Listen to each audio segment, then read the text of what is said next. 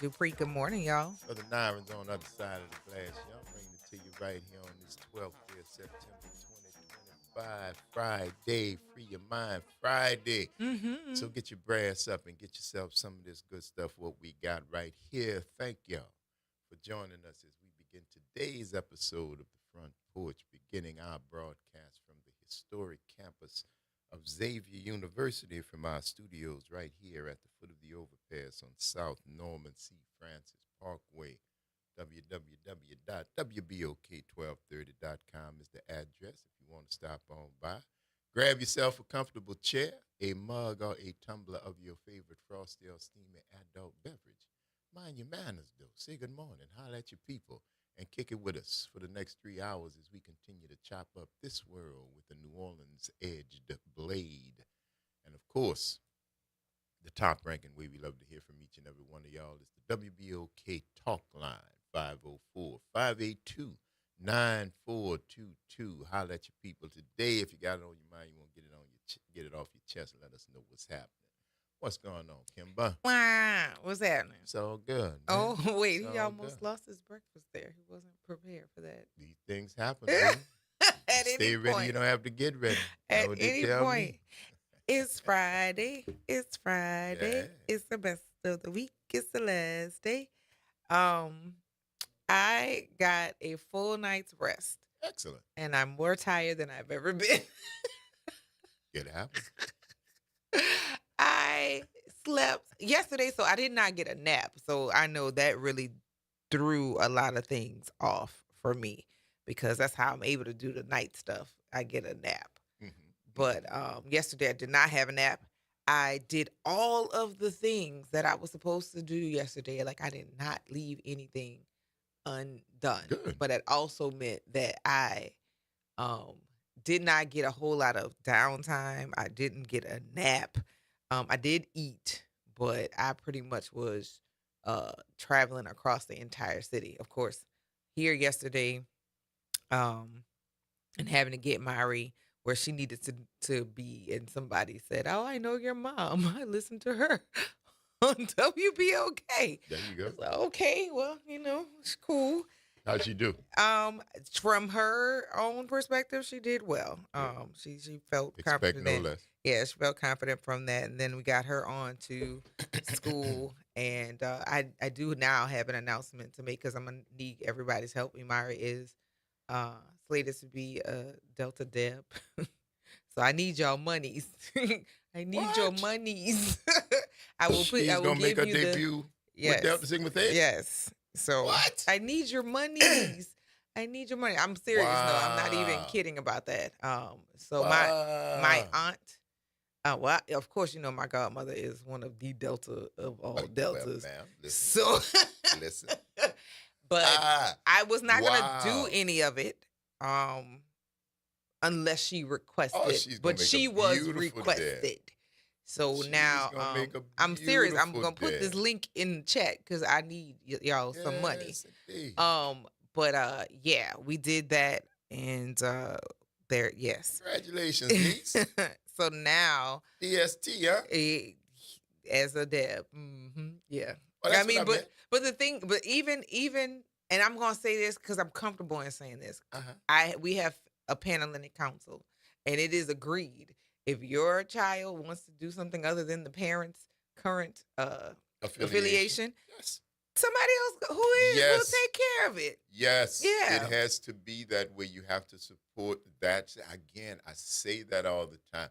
I'm not and surrounded by it.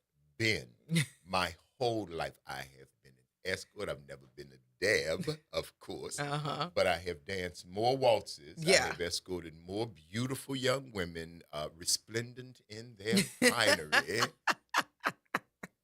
Made just face beat, as y'all say nowadays. Beautiful. Yeah. Right?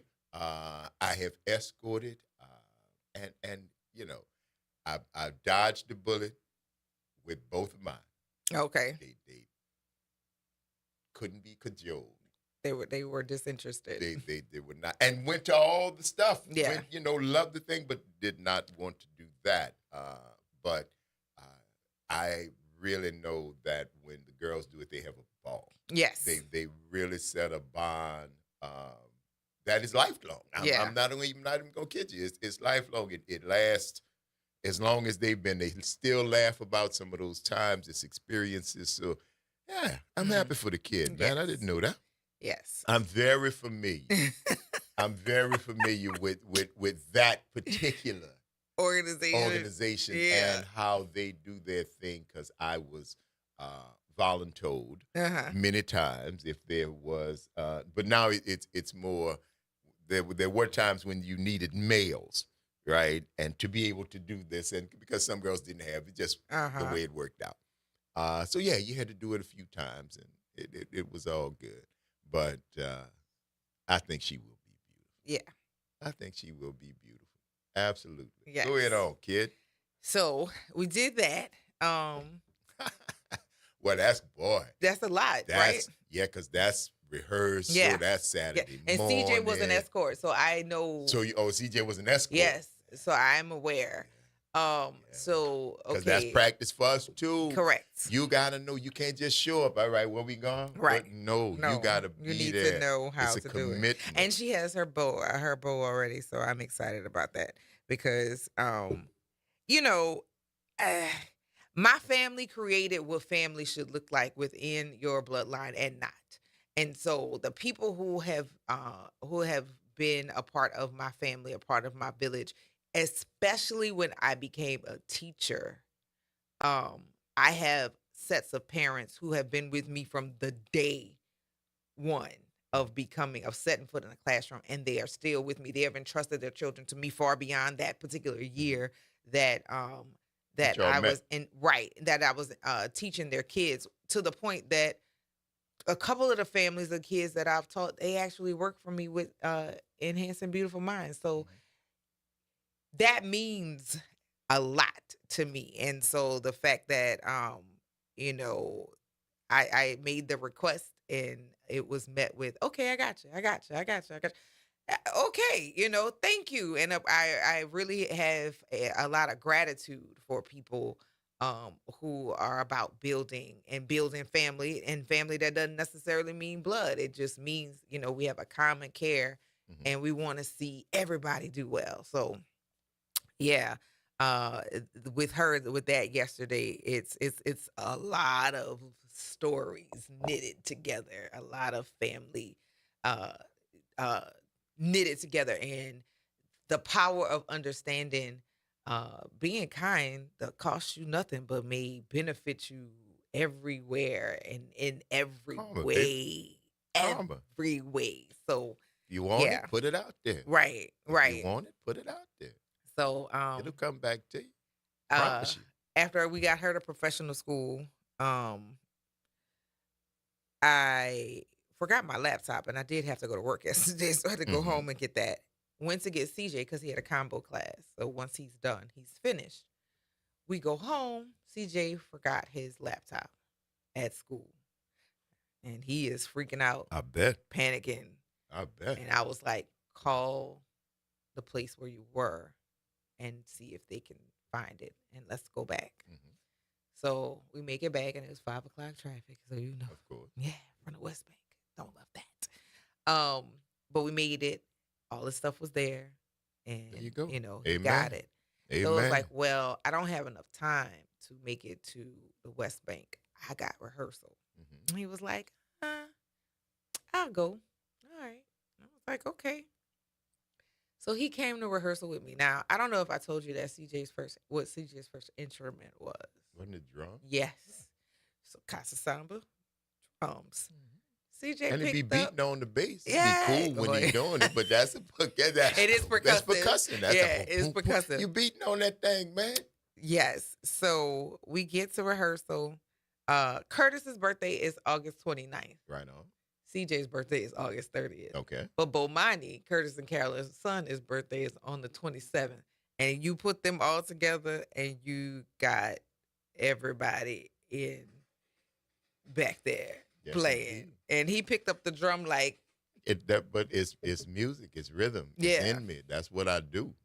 Every time I ain't here, and I got that big old thing I be carrying around, it's my job to keep the rhythm. Right. It's my job to hold the bottom. Right. That's what I do, man. So whether it's on the stand-up thing with these two sticks in my hand, the rhythm in me.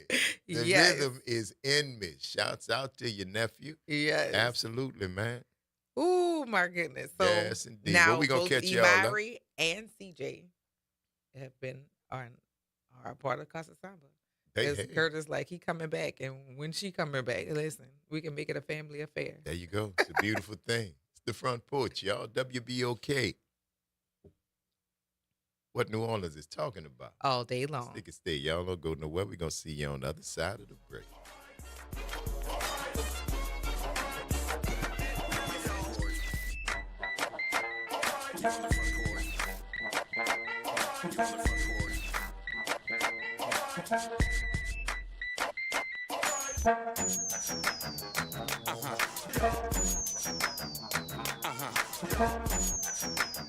Good morning and happy Friday. I'm Morgan Lentis with WDSU News, and here's a look at today's headlines. Later this morning, Mayor LaToya Cantrell's former bodyguard will be arraigned in court. Jeffrey Vappy is accused alongside the mayor in what prosecutors describe as a years-long scheme to conceal an affair while the two traveled on the taxpayer's dime. Vappy must appear in federal court at 10 a.m. Cantrell already pleaded not guilty to the charges against her on Wednesday. Then a New Orleans mother will be back in court facing charges related to her 12-year-old son's death. Hilda Vasquez is charged with negligent homicide and second-degree cruelty to a juvenile. Her son Brian was found dead in a lagoon days after he went missing from his New Orleans East home. Hilda was ordered to have no contact with her other children and will have to enroll in a domestic abuse program. Today's hearing is set for 3 p.m. And following a slew of threats made to college campuses yesterday, including Southern University in Baton Rouge, Southern University New Orleans is postponing a groundbreaking ceremony for its new nursing building that was originally scheduled for today. SUNO officials say there was no threat made toward them, but the decision was made as a precaution. And that's a look at today's headlines. I'm Morgan Lentis with WDSU News. Have a great day and a better weekend. A message from the community scientist. Do you live or work in St. James, St. John, St. Charles, Ascension, Calcasieu, Baton Rouge, or St. Bernard Parish? You may be exposed to harmful chemicals like phthalates, BPA, and flame retardants found in everyday products but linked to serious health risks. That's why the Community Scientist, a program of Rise St. James, brings you clear, science-based facts that protect your health and our environment. Stay informed, stay empowered. Visit risestjames.org today. I went on down to New Orleans and they all asked for Frank. On every street, all the people you meet, they all ask for Frank. They all know to vote for Frank, cause he has a plan. Make New Orleans shine, safe from crime, the best in all the land. Vote for Frank. Paid for by the committee to elect Frank Skurlock for mayor. The New Orleans Jazz and Heritage Foundation is the nonprofit organization that owns the New Orleans Jazz and Heritage Festival presented by Shell. With the funds generated from Jazz Fest, the foundation invests in Louisiana communities through economic development, cultural enrichment, and free educational programs. To learn more about the New Orleans Jazz and Heritage Foundation, please visit us at www.jazzandheritage.org. Making a difference in the community. WBOK 1230 AM. You're on the front porch with WBOK 1230 AM.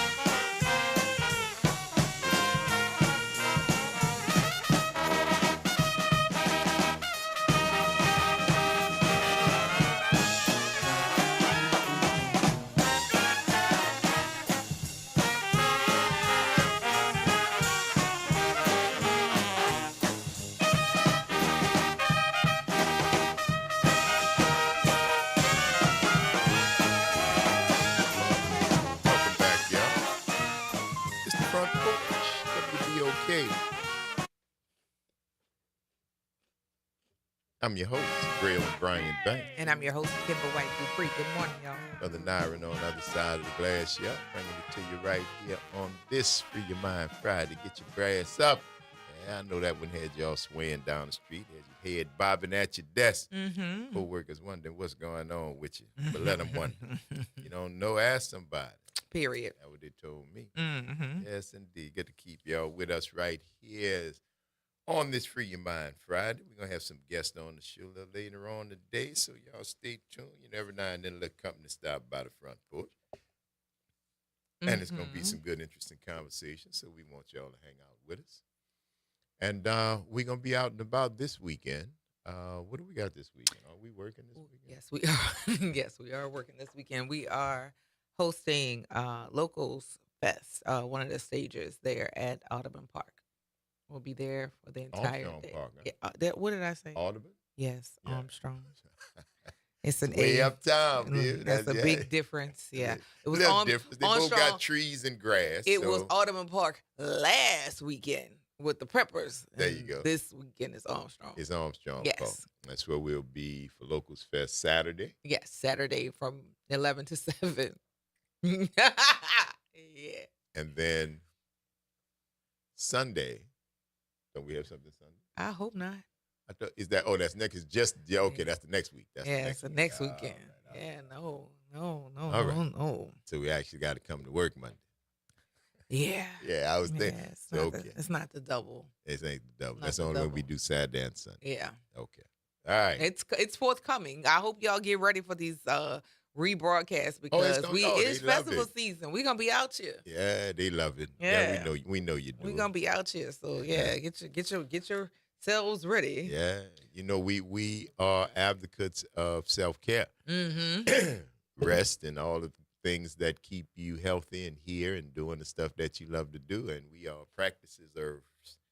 practicers of what we preaches is. Yeah. Just so you know. So yeah, when we got to do that, we're gonna take us a day off and recharge so we can come back strong for y'all on the Trivia Tuesday. Yes. That's how it's gonna indeed. Let's see what is happening. Is at 1. So I told you like yesterday what all of the things we did. So we got CJ's laptop, went to rehearsal. Kamara came to come and pick him up. And CJ was like, "Nah, I'm good." Imari had rehearsal on yesterday, and so there's a play coming soon. There is just so many different things going on right now that I got home, I got settled.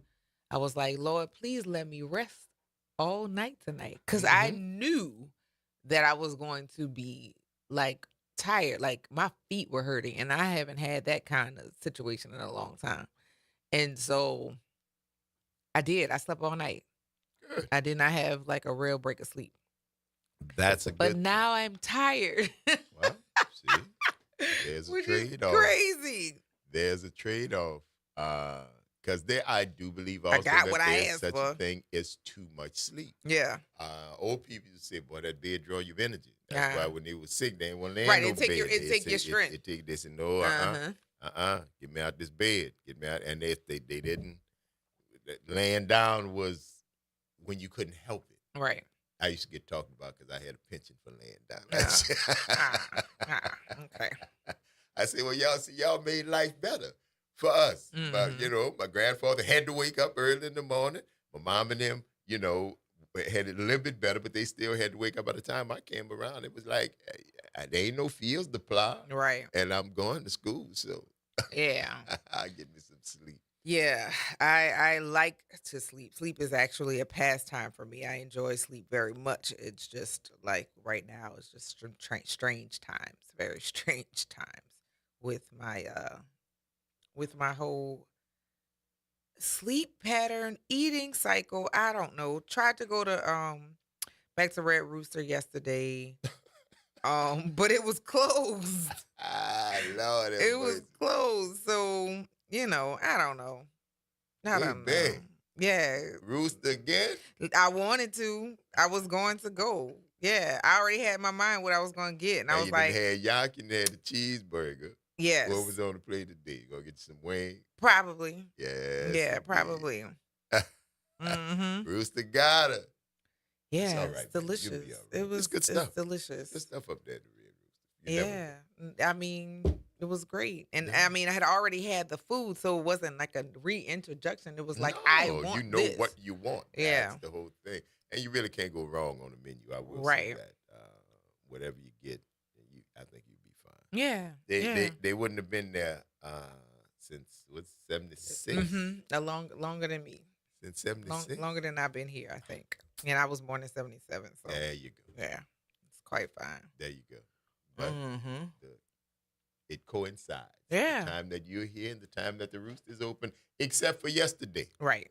It wasn't available. I was okay. I did eat before going to rehearsal because at that point it was just like, if I don't eat, I'm going to have to sit down. Right. So yeah. That's them years that come along. Paul said, paying to wake you up early. Oh yeah. Oh yeah, and get you. But see, that's the people. If you are in pain and are able to get out of the bed,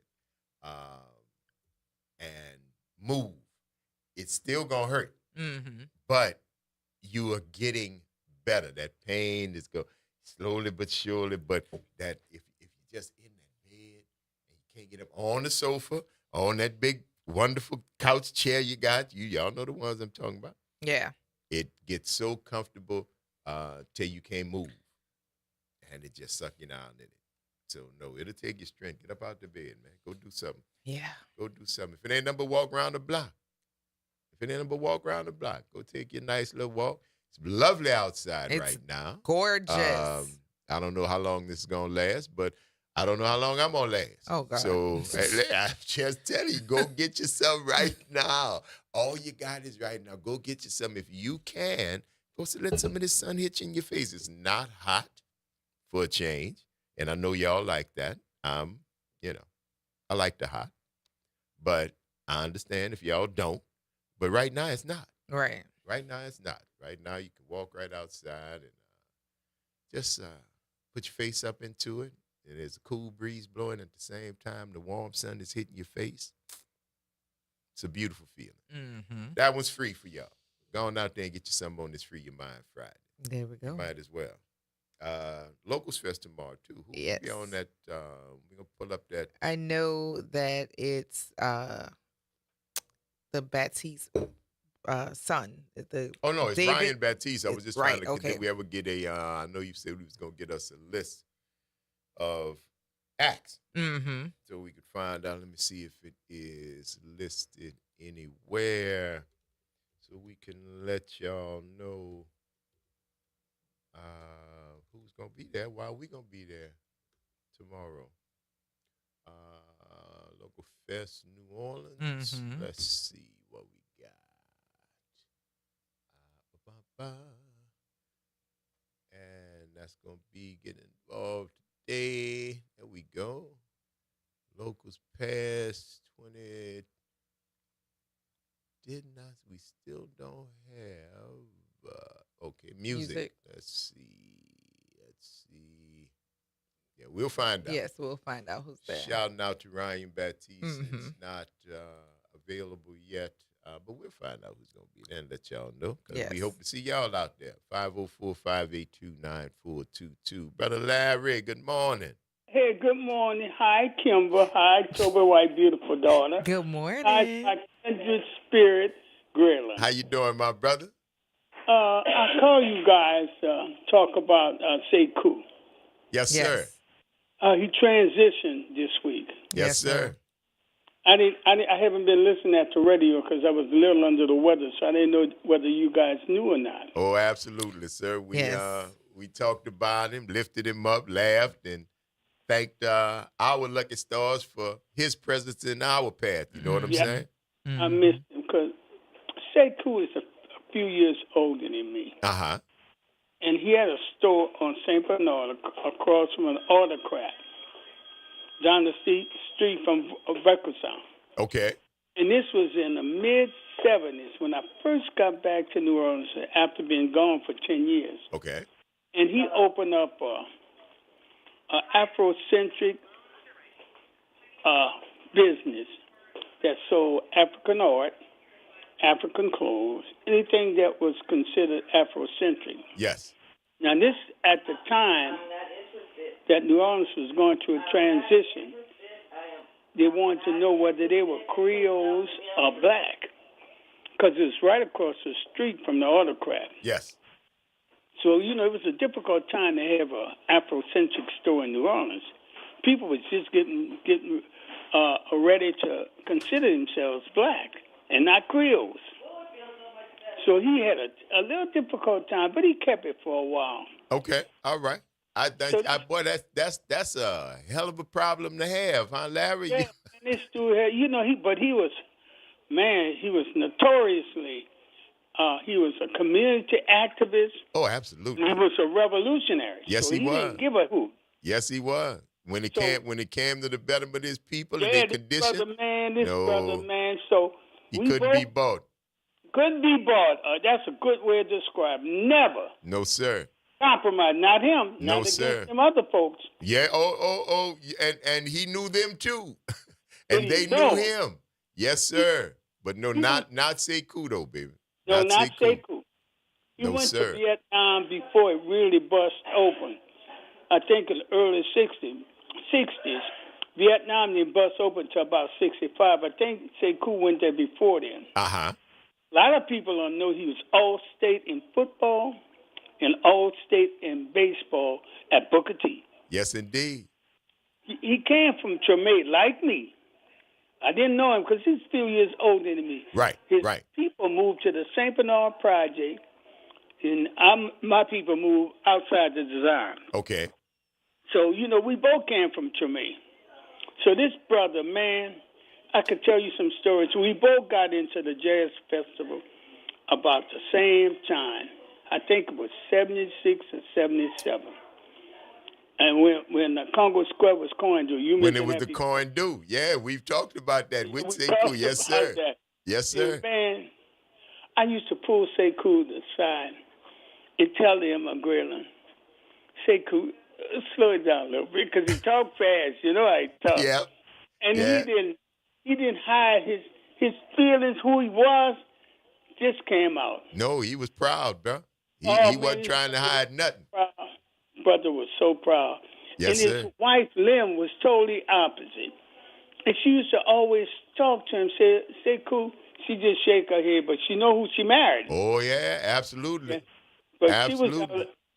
She was out at the jazz festival with him selling. So we both sold. He sold for a while out there, about 6 or 7 years.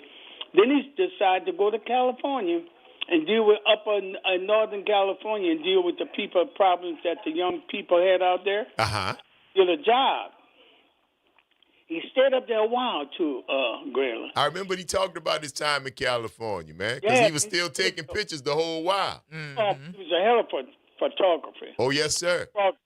So he got whoever got his collection. His daughter. He talked about when he called the show, man. He talked about all the stuff that he had and so many images, and he mentioned that he had put it into his daughter's hands for safekeeping and to make sure that I guess they had the opportunity to talk about the stories behind some of the pictures and some of the images and whatnot. So no, I'm hoping that at some point in the future we'll get to see that collection of his work, because I know it's going to be incredible, Larry.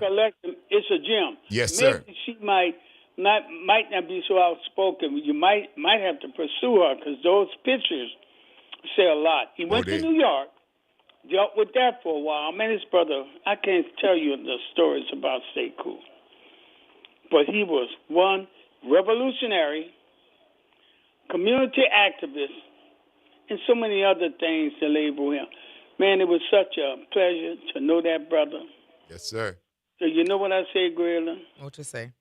Kimber, peace be with him, man. Absolutely. Amen. Absolutely. Amen. That brother, man. So I'm going to get off this radio, and I'm sorry I missed what you guys had to say, because I was under the weather.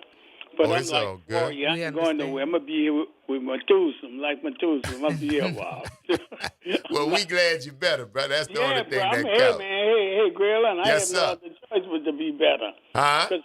I have no other choice but to be better, because all the people in my age bracket, my generation, it's time, though. They're leaving. They're leaving this earth.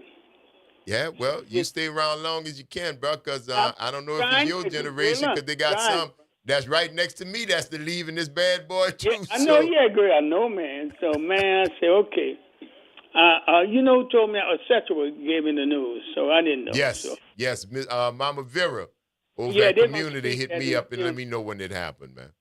Okay, my brother. All right, baby, you take care. He'll Hey, keep your head bye, up. Kimber. All Hey, right, good Kimber. talking to you, Mr. Larry. Kimber. Yes, sir. Would you please take care of grilling for me, please? I try. All right. I I appreciate you, brother. try. Yeah, All you're right, right. y'all. Take care. Absolutely, man. Of course, yeah. When we found out about that, we gonna miss Brother Sekou, one of the giants, man. We talked about him. He's one of the giants, and we are certainly going to miss his presence. But we knew that when he was here, he loved his front porch. He used to come on the front porch and talk with us and communicate with us and share stories and parts of his life and everything else. That's how we could able to keep up with things that he did. And I certainly hope, because I think it was his wish, but we shall see that his work will somehow be curated and put into a place for the public to view, for his fans, for the people who knew him, who knew his work, who knew his life. I just think it'll be greatly appreciated. And if it does not happen, it's okay too, because we got to know the man himself, and that in and of itself is a treasure. Shouts out, rest in power, Brother Sekou Fila. Yes. It's the Front Porch, y'all. WBOK. What New Orleans is talking about. All day long. Don't go nowhere, y'all. Stick and stay. We're going to see you on the other side of the break.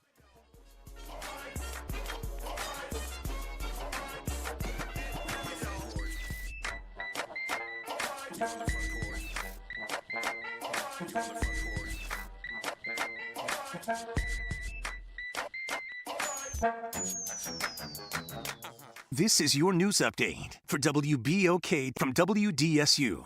For all your news and weather, watch WDSU News, New Orleans' leader in live, local, late-breaking news. Today at noon and 4 p.m.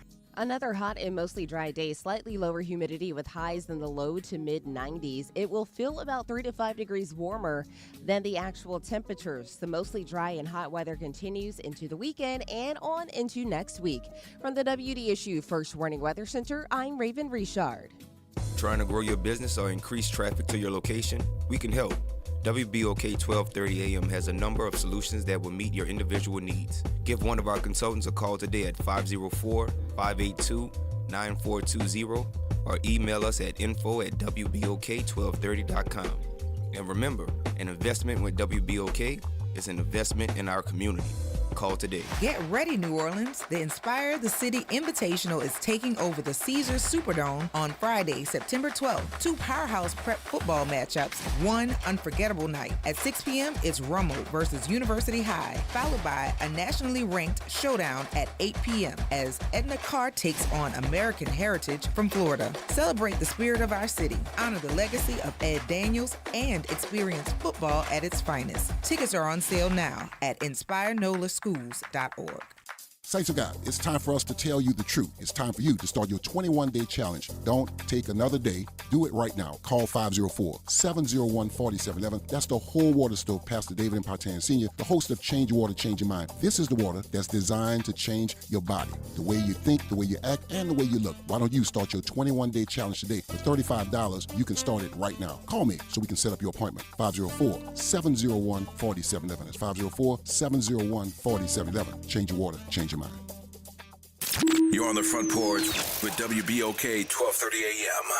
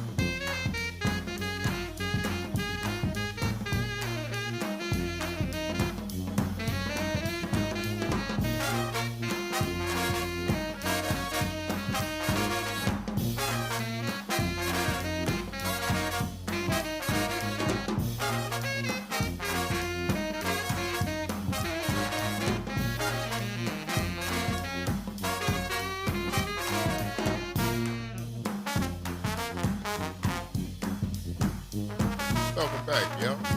It's the Front Porch, WBOK. I'm your host, Braylon Bryant Banks. And I'm your host, Kimber White Dupree. Hey, y'all. Brother Nyron's on the other side of the glass, yo. Bring it to you right there. No, you got you moving with that. Yeah. It's free your mind Friday, yo. Grass up, boots up, juice up the weekend. If you want to get yourself something, feel free to do that. Go on out there, yo. Because I think it's going to be a good one. Weather's going to be lovely. No chance of rain to my understanding. I haven't seen anything. So we're going to advise you all to get on out there, see what's going on. If there is a place you want to go, somewhere you haven't been yet, I still have to tell you guys, especially on a nice weekend like this one is going to be, go down to the Historic New Orleans Collection and go and check out the exhibit that is down there. There is no chance of rain. Well, there's a 15% chance Saturday and 8% chance Sunday, and nothing higher than 6% for the rest of the week through Thursday. So it's going to be beautiful weather. Mm-hmm. It's going to be very nice. So go on out there. And if you get a chance to go to the Historic New Orleans Collection, go on down there and check it out. Yes. Give you something to do, be a tourist in your own hometown. And it is something that you will benefit from, the knowledge and the evidence that the people who are still here amongst us were history makers, were giants. Mm-hmm. And so if you get a chance to go down there, you learn a little bit of something that would edify your own personal life. There you go. It's a beautiful thing. It is, indeed.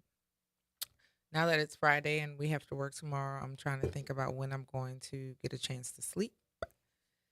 And you got to live on the memory of the sleep that you had last night. No thanks. See? No. No. Kid. I understand your desire for it. I need the rest. Yeah, I need the rest. I need the rest. That's not the life you chose, man.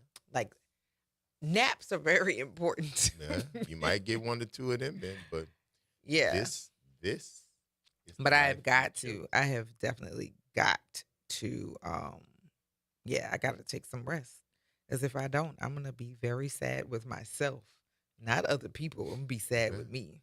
I have said before and repeatedly that you are the only person who can protect your peace. Yes. And if you need to say no, if you can't show up, if you can't go, if you can't make it no more, then that's what you got to do. That's going to be it. For you.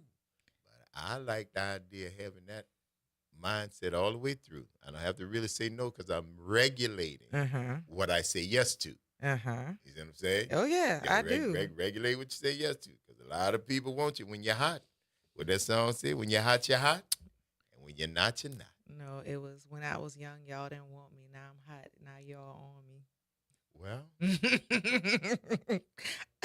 I don't. I've always been hot though, so I don't. And then that's why I said I don't. There never was a time when I wasn't who I am. So I always was that. I've been loving it. And it's cool. I appreciate you. It's a beautiful thing. But yeah, you when they want it, they do. But it's up to you. It's up to you to say no. And I say that to anybody out there. Protect your peace. Understand that people want you, and it's not nefarious reasons, but they are selfish. People want you for something for them. And their goal is to get what they want done.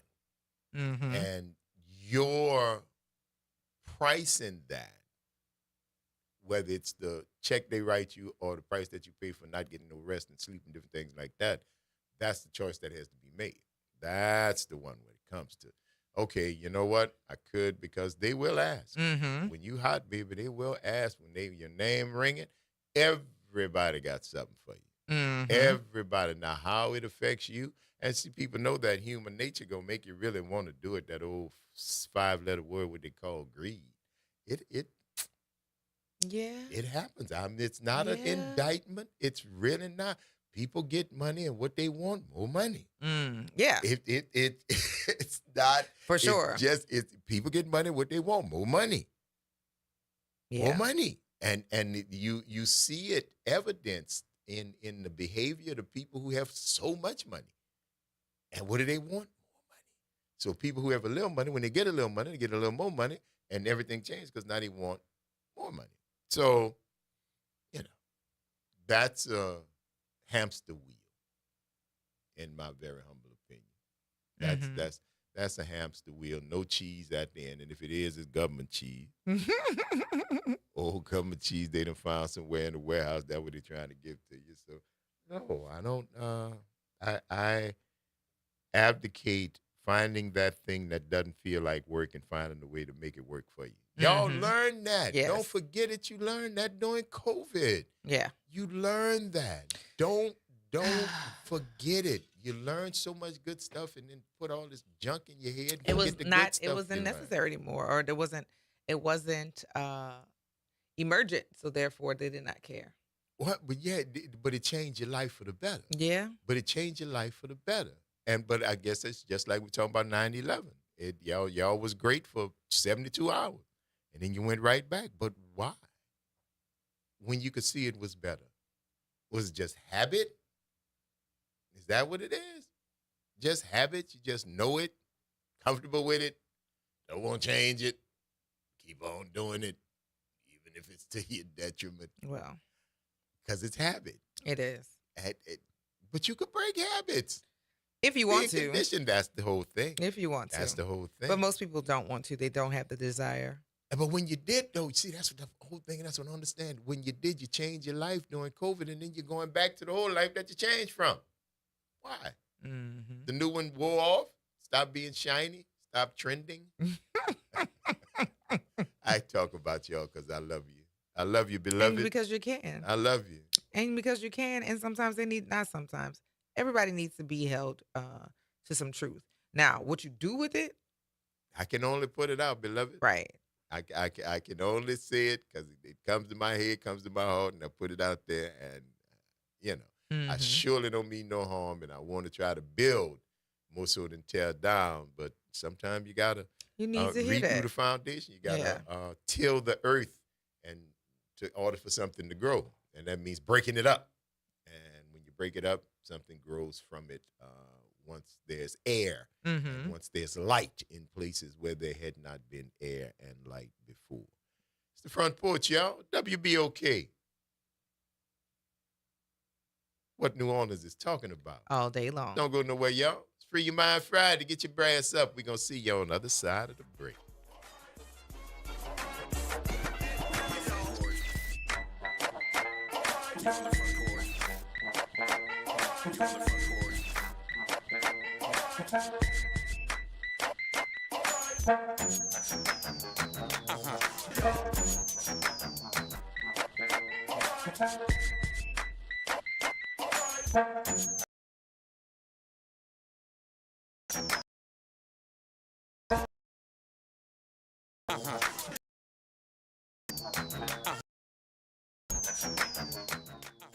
From the campus of Xavier University, WBOK Go and Equity Media Station. This news report is brought to you by New Schools for New Orleans. I'm Bree Wood with BIN News Now. Black House Minority Leader Hakeem Jeffries warned Republicans they'll regret reopening the January 6th probe. Donald Trump and House Republicans are now determined to whitewash that day that will always live in infamy. Jeffries tapped Eric Swalwell to lead Democrats on the new subcommittee, joined by Jasmine Crockett and Jared Moskowitz.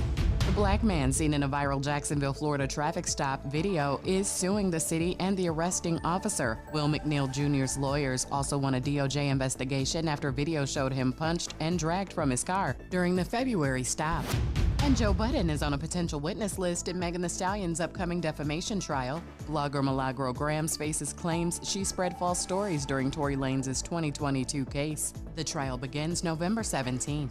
Get BIN News Now on demand 24/7 on the iHeartRadio app.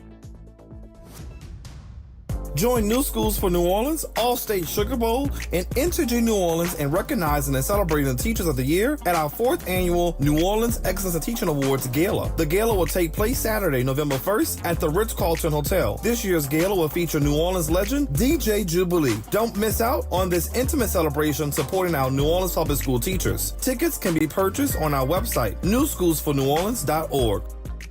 You're on the Front Porch with WBOK 1230 AM.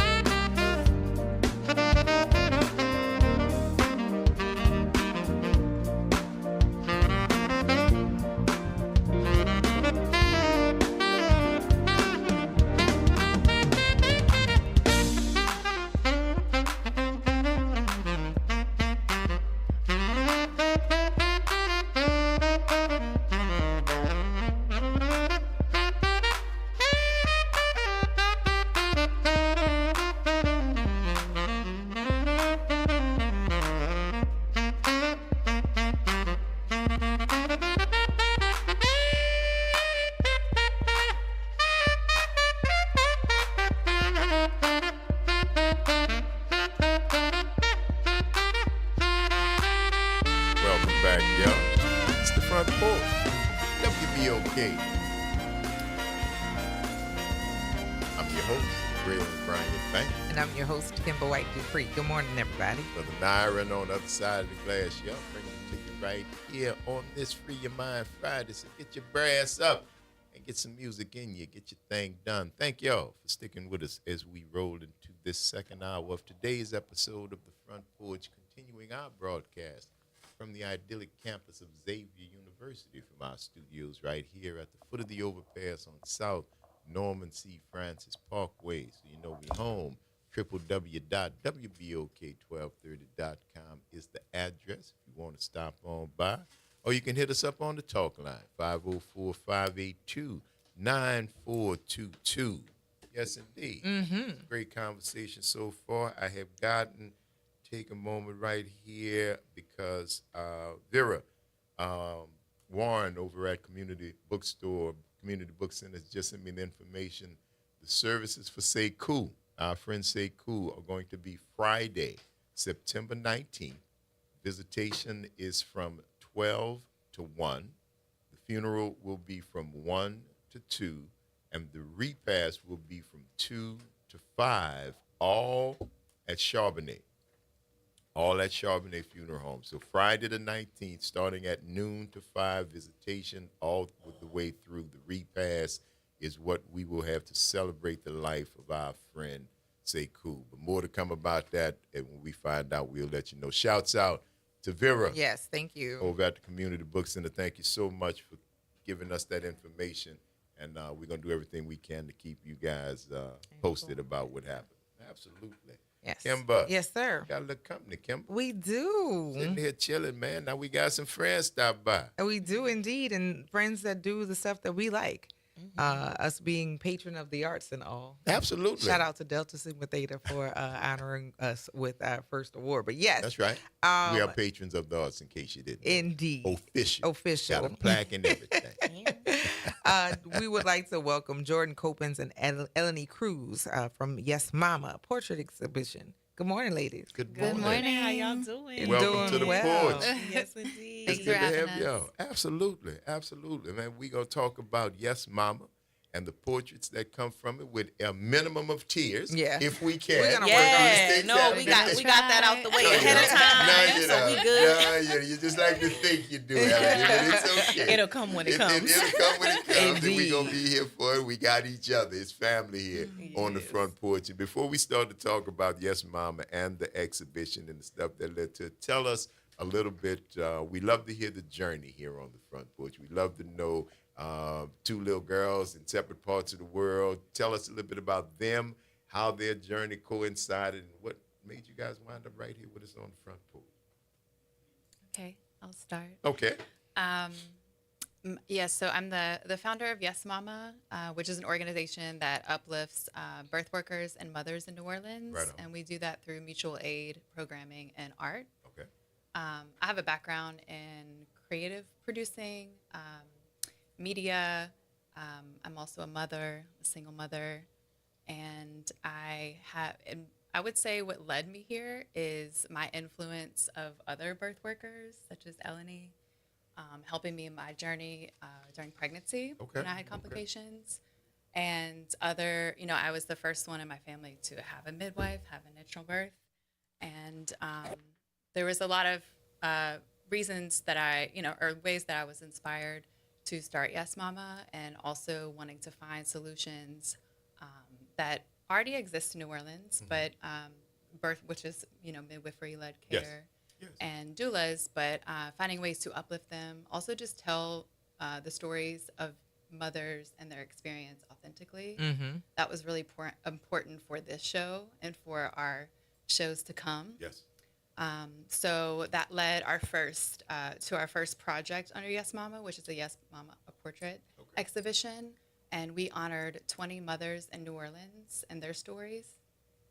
And we also brought in other organizations and artists that are talking about maternal health, that are creating art and advocacy around the issues. Great. Love it. Yes, Eleni? absolutely. Yeah, I am a midwife. I'm a mother. I'm a medical mother, and also an herbalist and an educator. I've been involved in reproductive justice since I was 11 years old. Right on. So I'm not a stranger to what happens in that climate, and also the lack of education that is involved when we talk about reproductive justice. It eventually, coming to New Orleans, moving here 12 years ago, reignited that passion and put me back on the path of being a birth worker. So I was a doula. I became a midwife. I had my own baby. I had a really medically complex pregnancy, and I have a medically complex toddler who's at home thriving now. And I actually I met Jordan because I supported her when she was pregnant. Yes. And we were kind of talking about it in the other room there. But I also am an herbalist, so I support mothers and people with herbs as well. And in her pregnancy, she had some complications, and we were able to address them with herbs when other doctors weren't able to. And I couldn't walk for 3 months of my pregnancy, and I was diagnosed with an autoimmune disease. And I would go in and out of the doctor's office, and they would either say, well, we don't know, or we can't prescribe you XYZ because you're pregnant. So I, obviously all of that, is very challenging when you're, Yeah. fully Yeah. pregnant. Yeah. So I visited Eleni, and actually through nettles. Nettle was the main herb that actually rid the entire, like I had a lot of inflammation, and I was able to walk again after taking nettle. It took completely flushed it out of my system. Yeah. The issues that I was having. Yeah. That is fascinating. I love the idea of using natural in combination, because I listened to both of you. Said when you talk about your pregnancy, I'm a birth advocate, a doula, and a midwife, but medically, you had to have medicine because of the complications because of your pregnancy. Yeah. And it's just the duality of those things. Just I Yeah. think it gives you a better insight when you're dealing with mothers, because you've seen both sides. Yes. You've seen both sides. Yes. And I just remember where I know you from. Oh, man, where you know me from? I know Eleni because Eleni was a part of me re-entering dance with Samba. Maris is my cousin. Okay. So we were there for her birthday. Yes. And yes, I met your baby. Yes, and so indeed. yes, for sure. Right. And we had been having conversations even then. I was telling you my son, who was born early, he just turned 20 2 weeks ago. So we had some conversations about that, and that is important. Support of people who are in the condition that we're speaking of is important, because the empathy can always be there. But if you've not had the experience, sometimes the support is, you don't know where to place it because you haven't had the experience. But by you having gone through birthing yourselves, there are certain things that in the books they have no conversations about. There's nothing, and I'm experiencing that right now with perimenopause. Nobody said this. I was expecting this and this, but nobody said this. So yes, thank you, and thank you for this work, because dads who are very active and involved, they are here to support, but it's difficult because they haven't had the experience. Yeah. For them to all the way walk you through, but they're there for support, and we do appreciate that. And really and truly, reproductive justice on all fronts. Yes. For men, for women, Yes. for non-binary, trans people, all of it is not available and accessible, and it's what's damaging our communities. It's what's also preventing men from being joyous and able to show up as fathers the way that they need to, right? Because we just don't nurture them to be able to know that you can want that and you can do a good job with that and you can get a support with that, but we don't have our villages intact. We don't have education intact to know what that looks like. We don't have the resources to create the new systems. And when we get those resources, they're limited. They last 3 to 5 years on a grant, right? Right. And what are we going to do in 3 to 5 years? Impact a whole lot of people, as many people as we can. And also, if we don't have something that can sustain past our lives, that really influences our culture and not just it's a program that was put in place for a set amount of years, then we'll still keep finding ourselves in these situations. Is that once the program is over, the problem is fixed. So therefore, there's nothing to do. And that is a complete misnomer. Right. And life is going to keep lifing. Life is going to keep going. People are going to always keep having babies, even with all the chaos that's happening in the world right now. Humanity is going to keep going. Yes. Right. And as long as in spite of humanity, we are still going to be here, and we are still going to need somebody to catch these babies. That's right. Because babies are going to keep being born. We're still going to need people to show up and parent, and they're still going to need to know how to do it and how to do it in a healthy way. And need the support. To do it. Which is why Yes Mama is so important, because I know Jordan's going to tell us about the fund, but we need resources to go back to education and also to the birthing people, so that they can access midwifery care, so that they can access doulas, because we know that when you have access to providers both in the hospital systems and outside of the hospitals, then you're getting a more holistic version of care. My pregnancy was medically complex. I needed my home birth midwife, even though I gave birth via cesarean in the hospital and it was planned. I took her with me to the hospital. She was in my C-section along with my husband, and I needed both of them throughout my entire pregnancy. One, to fortify me to advocate for myself, but also to help me in my journey of healing and staying grounded as a person who's pregnant, because there's so many things that can happen to a person who is pregnant physically, mentally, emotionally, during pregnancy and postpartum. And like to protect a person from that, you need as much support as possible. You need your village. You need your village. Now, I'm curious because, Jordan, when you said that earlier, you were talking about your journey, and you said that you were the first one in your family to actually have a doula, a midwife, and to do it natural, or, you know, for that term to be used. Was it met with resistance? Was it met with support? Or did you have to find a village that was about that because your original village was or was not? Yes, actually.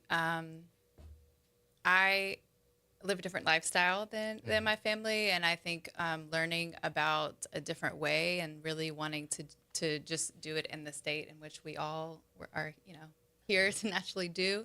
I did have to find my community. However, my parents were supportive and family was supportive, but there was a lot of question around a person they didn't know supporting my birth. And really, I mean, having a doula early on allowed me to really birth naturally. Like if it wasn't for me having a doula and what it opened my eyes to, and what, like the ways in which that I learned how birth needs to be like meditative, and all of the like emotional preparation around it.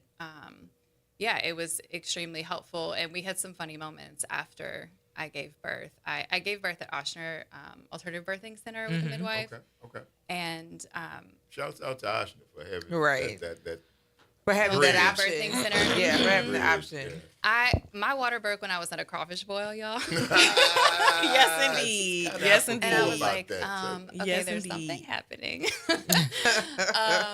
But I didn't actually go into active labor 18 hours, it's about 24 hours after my water broke. And if I was birthing with an OB, then I would have had to go straight into the hospital and wait. Whereas if, when, going to the alternative birthing center, I was able to wait until really 18 hours is when they say you have to come in.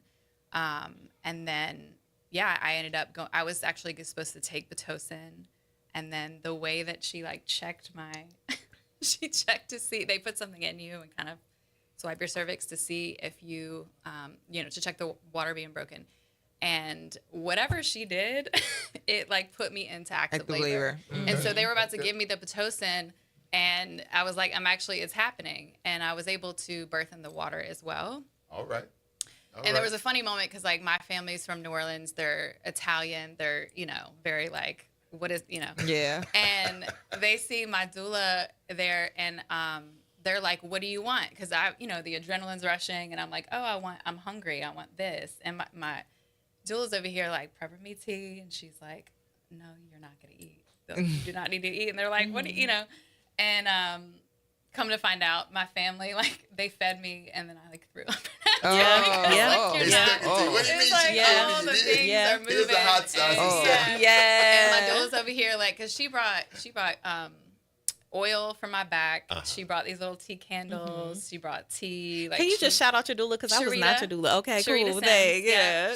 Because I supported you prenatally, but I want them to know, yes, it's a lot of doulas out here that do the darn thing. Absolutely. And just the emotional support. I'm also, I've experienced domestic violence in my, life. And so just all of which they, what doula is, the work that they do, it's such a spectrum, right? Yes. And that women. Is... It's but for a whole healthy community as well. Yeah, whole families. Yes. And that is, one reason that is what brought me here. And I feel like this is the first time that all of my experience, my professional experience is sort of intersecting, and my passion. And, one thing that I want to make very clear is that, and what came up for me whenever you were sharing was, the matriarchal systems, the matriarchal wisdom that we want to bring to the spotlight in this, and that these are all practices that have been here forever. Yes. And have been taken from indigenous and Black mothers and women in Louisiana, if we're talking about Louisiana. Mm-hmm. And then we also are the second most dangerous state in the Yes, country indeed. For maternal mortality. And there is not as much data around midwifery, but there is new data around doulas and how they could extremely improve by like 40%, just being present in the room. And they can also decrease the risk of cesarean births by 45%. Wow, just by having being them there. present. Just by being there. Now, the Yes Mama Portrait Exhibition, the closing ceremony is going to be happening this Friday, September 12th. Yes, tonight. Yeah, tonight. That is Tonight. Turn up Friday. tonight, Today's y'all. Friday. Come turn up tonight. 4 to 10 at Merchant Hall. That's at 1152 Magazine Street, New Orleans, Louisiana. And they can get information about tickets at yesmama.org. It's actually free. It is a free exhibition. We have been up for the last month, showcasing the portraits shot by Jeremy Turiak. I want to make sure he has Shouts his out to Jeremy. flowers. He is my Absolutely. collaborator in this project. We shot all of these women and children in a month. Okay. We also, Monique Lorden, she is showcasing an installation celebrating the womb. Eleni brought a womb altar that people can honor their maternal lineage and their wombs in the space. And then we've also partnered with Novak, who they're working on 2 docu-shorts about Black maternal health in Louisiana and or New Orleans New Orleans Video Access Center. Thank Shouts you. out to the Yes. Come on. Yeah. Come on. But yeah, so the docu-shorts are premiering at the film festival. And so these are little teasers. So that is what makes up the exhibition. But tonight we have a DJ, we have Magic Fingers doing a drum activity for the kids. We have a panel discussion that'll kick us off. That'll start at 5:30, led by Charm Taylor, who's a featured mama in the show, as well as Sula Spirit and Nicole Deggans and Oh, yes, Eleni I know Cruz. Nicole. These are Yes. all, yes. Yes. So that will be a really powerful conversation. And so I hope that y'all can come out at 5:30, but we will be partying until 10. The family is invited. This also is anchored in the Yes Mama Fund. So all of the proceeds, so all of the artwork is available for sale through a silent auction. And the proceeds will go to the Yes Mama Fund, which is a mutual aid fund supporting mothers and safe birth outcomes in New Orleans. Absolutely. That's wonderful. Jordan Coppins and Eleni Cruz. Yes. Of Yes Mama, the portrait exhibition. Congratulations, ladies. Listen, continued success on all of the work that you're doing. Please know that you have an open invitation to come join us here on the Front Porch. If you got anything else that is going on along these lines that we need to let our audience know about, you certainly would be welcome to do that, all right? Thank you so much. Thank you so much. Absolutely. Yes, we want to Absolutely. continue to do this work and have different exhibitions in New Orleans and around the country. Perfect. Thank y'all for joining us. It's the Front Porch, WBOK. What New Orleans is talking about. All day long. See y'all on the other side of the break.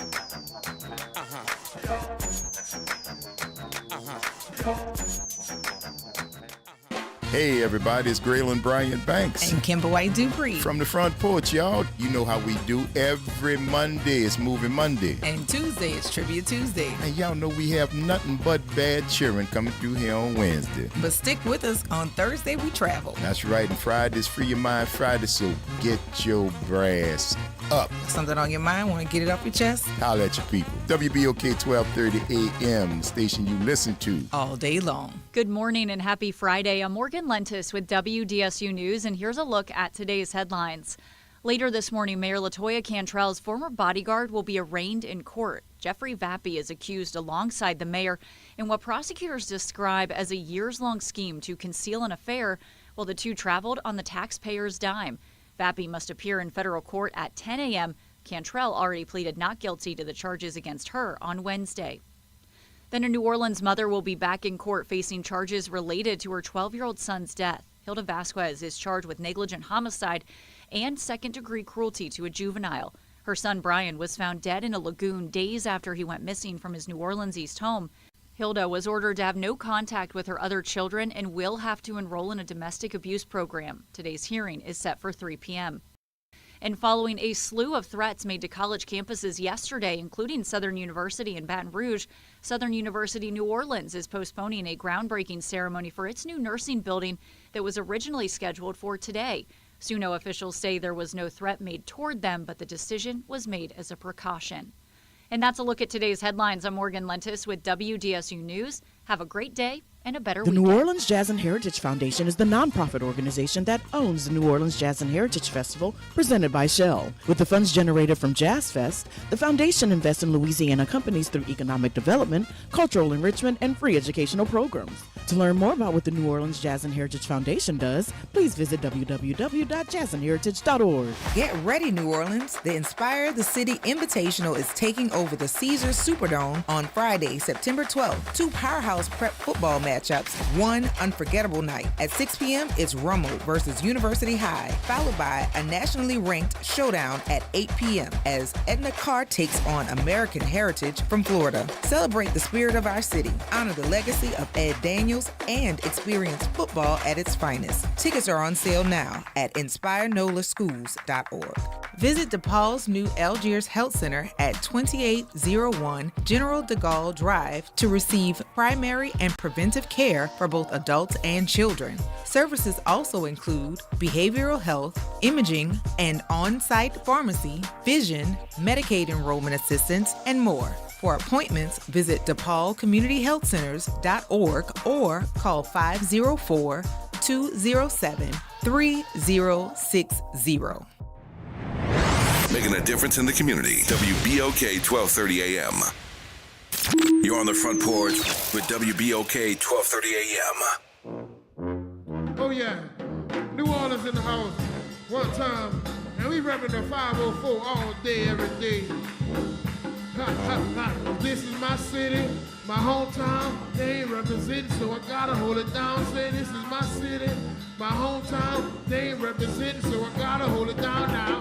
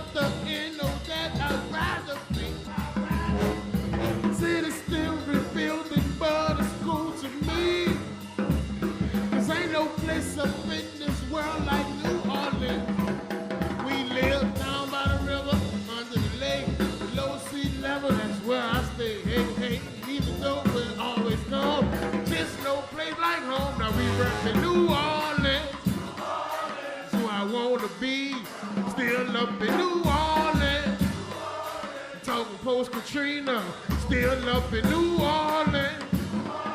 So I wanna be still up in New Orleans. Cause that's the place for me.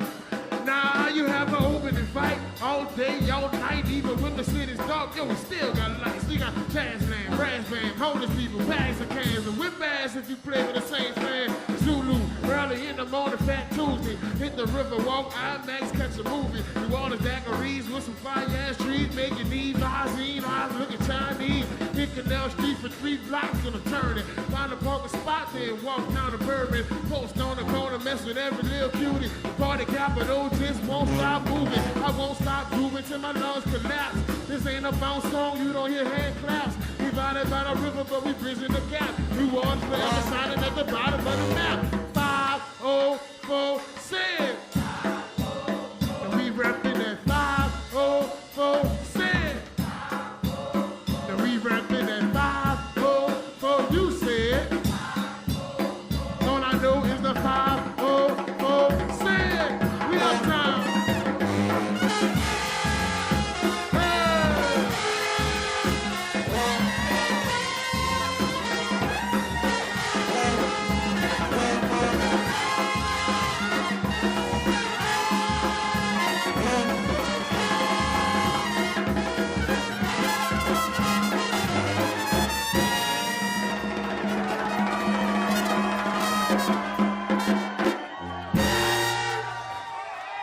Hot 8, baby.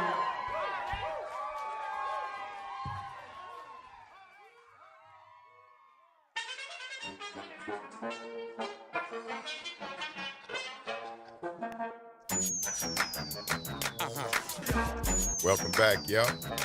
Front Porch, WBOK. I'm your host, Raymond Brian Bank. And I'm your host, Kimber White Dupree. Good morning, y'all. Brother Naira's on the other side of the glass, bringing it to you right here on this. You two are the worst children. Free Your Mind Friday. Ever. Get your brass up. The two of you. Yeah. The two of you. It's what we do. I thought you knew. Oh, my God. Oh, my God. Oh, my God. We love it that way. It's the dream team. We It are here is. on the front porch. It is. And my Life Lord. is but a dream. Hell, is That's it? right. That's All right. Okay. Great song lyric to live your life by. Mm-hmm. Maybe. Sometimes. That part. Sometimes. That part. That's not bad. That was a great interview, though. It was wonderful. With the good folks from the pop-up studios at the closing ceremonies of Yes, Mama. Yes. Which will be happening this evening. A wonderful, wonderful opportunity to go there and see both the creativity that went into the portraits and to talk about the very real issues of With maternal mortality and black birth rates and poor birth rates here in our state of Louisiana. We are once again at the top of the worst list, which we tend to do sometimes. But there are folks out here who are working to make it better, and this exhibition is a part of that. So get out over there and go support Yes Mama. Go check it out, see what's going on, and of course you can play a part in the betterment of our community. Yes. 1152 Magazine Street tonight from 4 to 10. And getting more information at www.yesmama.org. Most of y'all have said that before in life. Yes, Mama. Plenty. Plenty of time. You said it to your teachers. Trust me. Who were not your mothers. That's right. Because I have gotten that. Yes, Mama. Hold up. Slow down. It's authority, though. Yeah. It trickles over sometimes. Absolutely. But we got more company, though. Yes, we do. Yes, we do. It's beautiful, man. Sitting on the porch, man. Folks rolling through, man. It's a beautiful thing. And the weather is good, so I'm assuming everybody's out. Not to be outside, but on the porch. They walking by, they say, because it's a beautiful day, they're strolling, and it's fall-like false weather that won't be That here won't very be long. tomorrow. But you got to enjoy it while it's here. Yeah. All you really have is right now. So enjoy it right now while you're in it. And stopping by the front porch right now to talk about the Dr. Rodney R. LaFawn Performing Arts Center is Ned Moore. Ned, good morning and welcome to the porch, man. How you doing? Good morning, y'all. It's great to be here. Good. It's good to see you. So how are you today? Oh, well, I'm fantastic. And we you're got a enjoying big day ahead. this weather here? Oh, it's the best. It's absolutely. I'm unused to September being so calm and pleasant in the mornings and in the evenings, not sweating through my shirt. Yeah, yes. It's But great. it's something you can get used to. Yeah, sure Absolutely. is. Yeah, don't want to get too used to it. I don't want to jinx it. Can't say it too loudly. Enjoy it while it's here. Enjoy it while it's here, because we don't know what tomorrow's going to bring because it's New Orleans. Yeah, that's right. Grew up with the saying, if you don't like the weather, wait 15 minutes. Literally, you can go through all the seasons in a day. In a day. Now, Ned, you're here to talk about the Rodney Earl LaFawn Performing Arts Center and all the good stuff that's going to be happening there. But when you get on the porch, man, we like to hear about the journey. We like to find out a little bit about Ned Moore and that little boy that was running around saying, one time I had me a performing arts center. I don't know if you were doing that as a kid. I think I was. Take I us think through you're that right. journey, yeah, man. Tell us who man. Ned Moore is. Sure. I'll start a little later in the journey. I won't give you my whole life story, but so I had a really influential jazz band teacher when I was in high school. I grew up in the Northeast. I grew up in Connecticut, sort of near New York City. Okay. And in 2008, I was a senior in high school. Obviously, Katrina had happened a couple of years prior. And I played jazz guitar in my jazz band. And he's just an extraordinary educator who took us all, the entire band program, on a field trip to New Orleans. Wow. And he took us to see the Preservation Hall Band, and he took us to play on the steps of Jackson Square. We did a music exchange with Fontainebleau High School on the North Shore. And my 17-year-old self, I told myself, I have to move here one day. I just felt the calling. Man? His name was Jeremy Taylor. Jeremy Taylor. Shout out to Jeremy. I'm going to send him this. We're Absolutely. Shouts out yes, to Jeremy indeed. Taylor, yeah, man. well, educators really had a tremendous influence on my life. Well, you got one right there. I know that. Yeah, Ken, but exactly. Yeah, and I am one myself. So I went on after that experience. I went to college. I studied literature and performing arts and theater. I went off to New York City shortly after moving to New Orleans immediately after college and became a teacher. It was funny. Lenny, who was just here, was a colleague of mine in the City Year program. We had taught together, so it's very serendipitous to run into her in the studio today. It's what happens. It's New Orleans too. There you go. We stuck around. So I taught fourth grade. When I first moved to New Orleans after college, plunged into the public education system, started working for an organization here called Kid Smart as a teaching artist, which is a phenomenal organization in arts education. Took off to New York City for a few years to get my graduate degree at Columbia University in theater. Stayed out there for a while. My wife is from here, so we met in it's not 2014. If you had to leave New Orleans, you had to bring a little New Orleans with you. Yeah, you're right. And you know how it goes. I always joke that if you marry somebody from New Orleans, you're not from here, you're going to live in New Orleans. You're going to live in New Orleans. Exactly. So needless to say, she and I ended up back here in 2020. Somewhat accidentally, the pandemic, we were both working on a show in New York. It brought us back here, brought me back to teaching, which was my great love. It allowed her to start her company, which has now become really successful. She works in the arts as well. And so, it took off from there. I started teaching. I started teaching out in St. Charles Parish theater at Harry Hurst Middle School. And shortly after that, put my hat in the ring for the director of the Dr. Rodney Earl LaFawn Center position, which I'm excited to talk to you all about. It's really talk about arts education and the kind of impact that you can make on kids, the kind of impact I had because of a great teacher and a great arts program. So that's really what I'm excited to share more about with you today. Love it, man. Absolutely. That's a great journey got you here, man. New Orleans played a part of it. Shout out to Mrs. Moore. The city. She brought it in there shout out to the Jan. 504. As my mother said, you had been fixed, so you didn't have anything else that you could do.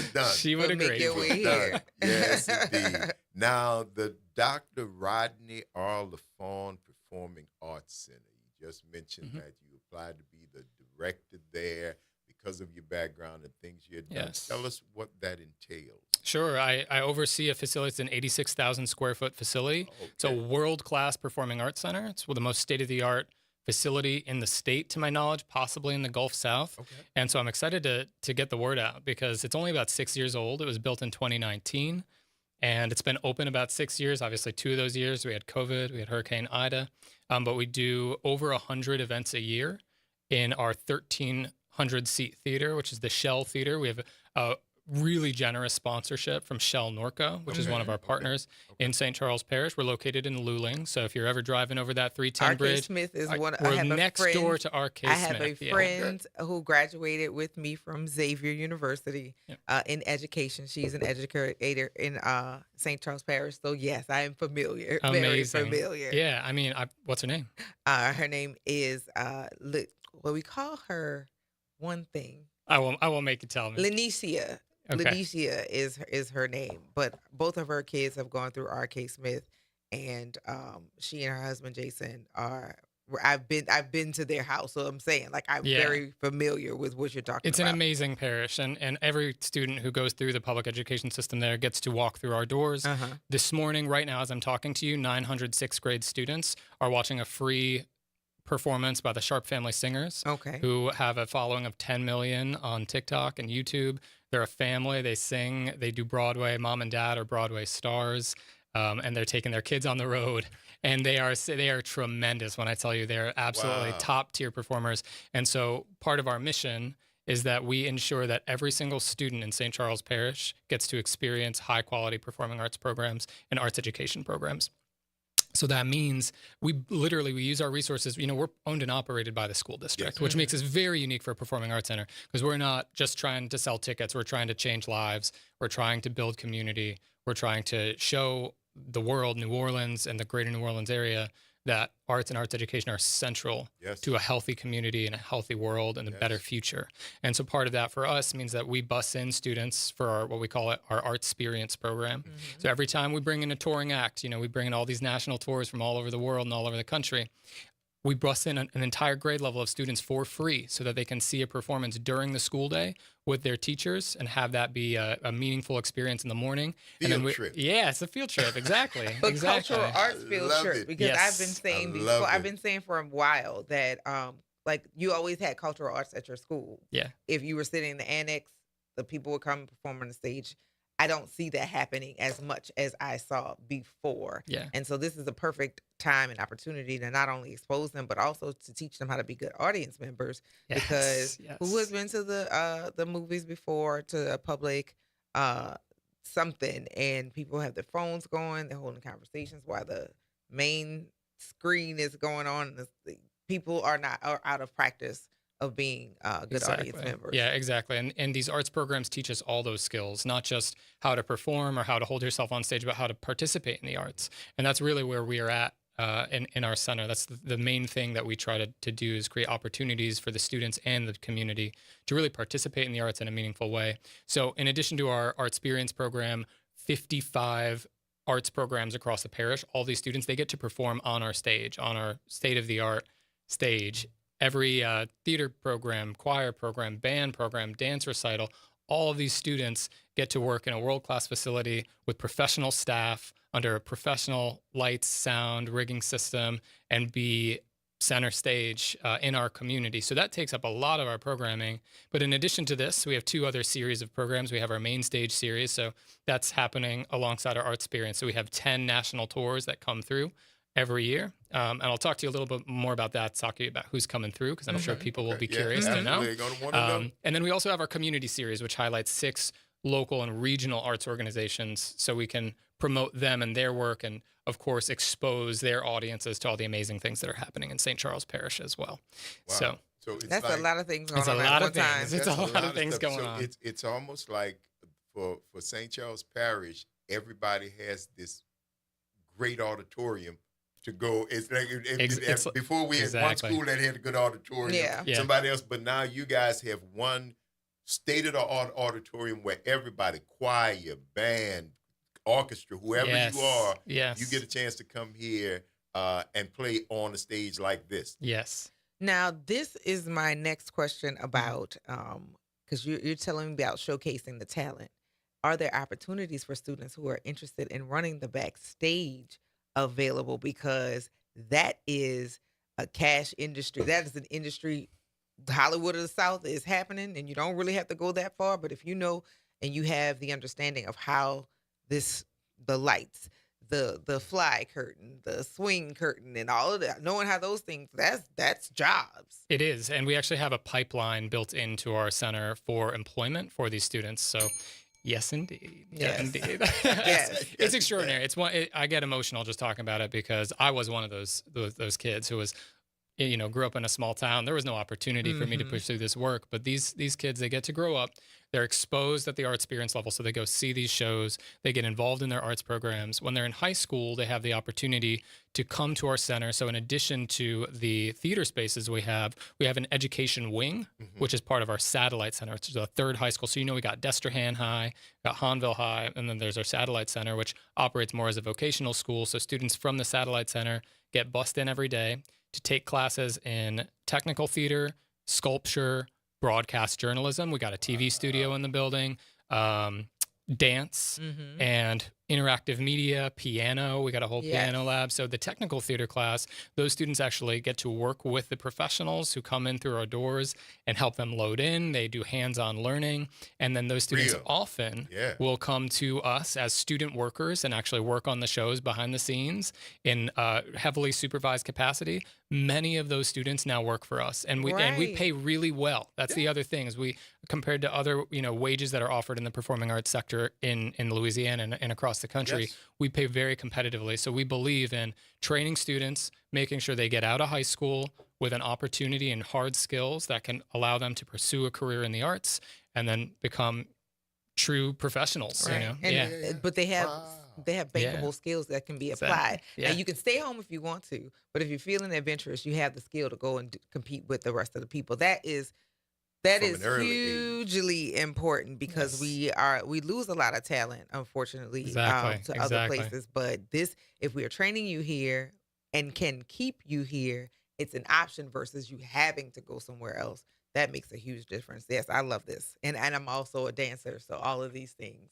Yes, come on out. Yes, come on out. I love it, Lenny, we're going to have to see about an extra program going on out there in St. Charles Parish. Yeah. There you go. Now, if folks wanted to get information about the center, the programs that are going on, what they can come see, what you guys got coming up, and just come and tour it, if that's a possibility, of course, to come and always, see it. Always. How can they get that information? Sure. LaFonArtsCenter.org. It's LAFON artscenter.org.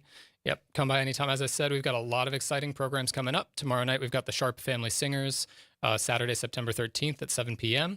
And one cool twist that I forgot to mention is that our students who are watching this morning, 50 of them, our middle school choir students, are actually going to workshop with them this afternoon and perform in the public show tomorrow. They're performing a Broadway classic that Mom and Dad... Oh, I won't tell you too much because I don't want to spoil it. But it's really amazing. So we're doing a couple more things like that this year. We got in February, we've got Cece Tennille. She's performing Divas of Soul, which is an amazing tribute to Aretha Franklin, all the great artists of soul. She's got a 10-piece band from New Orleans that it's going to be playing with her, and a 100-student choir singing her arrangement of Bridge Over Troubled Water, which is going to just blow people away. It's going to have to. And then in March, we've got Mandy Gonzalez, who's a cast member of Hamilton, written by Lin-Manuel Miranda, and she's performing a concert of Lin-Manuel's music with the Louisiana Philharmonic. So just to kind of, and again, we're going to have students collaborating with her on that as well. Exactly. So it's world-class professionals. And from my experience being an arts student and being an arts professional, there's no better way to learn than to actually do the real thing on a real stage. With professionals. With professionals in front of your family, in front of your community. So that's what it's all about. Yep, there's a lot more to check out. So LaFonArtsCenter.org is where you can find all that information, and we really hope to see folks out there. Any social? Absolutely. Oh, yes, indeed. Yep, you can follow us at LaFon Arts Center on Facebook, on Instagram, and see all the kooky stuff we're up to. We love you can it. see a window into the craziness of being an arts building and a school at the same time. Yeah, we well, I love know the that. kids going to love that. You got a built-in social media staff. Yeah, who got- exactly. we submit literally your submissions to go on the, Absolutely. That's lovely. Ned Moore, thank you so much, man. It's been a pleasure. I know that you guys are going to continue to do great things out at the Dr. Rodney R. LaFon Performing Arts Center right up the street in Luling. Ain't far away at all. 25 minutes away. 25 minutes away. It's just like going to the airport. Yeah, exactly. Not too bad. Not too bad. Anytime you guys got anything going on, man, give us a call here. We'd love to have you back to talk about what's going on. Thank y'all so much. It's such an honor and a pleasure to be here. Thank you for having me. Absolutely. It's the Front Porch, y'all. WBOK. What New Orleans is talking about. All day long. See y'all on the other side of the break.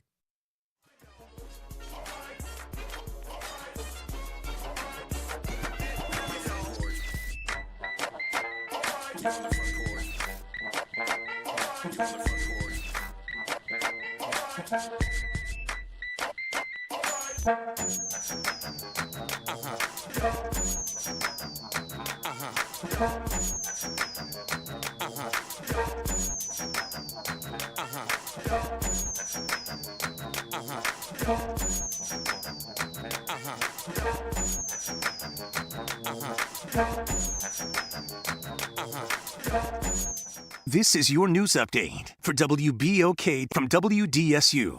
For all your news and weather, watch WDSU News, New Orleans' leader in live, local, late-breaking news. Today at noon and 4 p.m.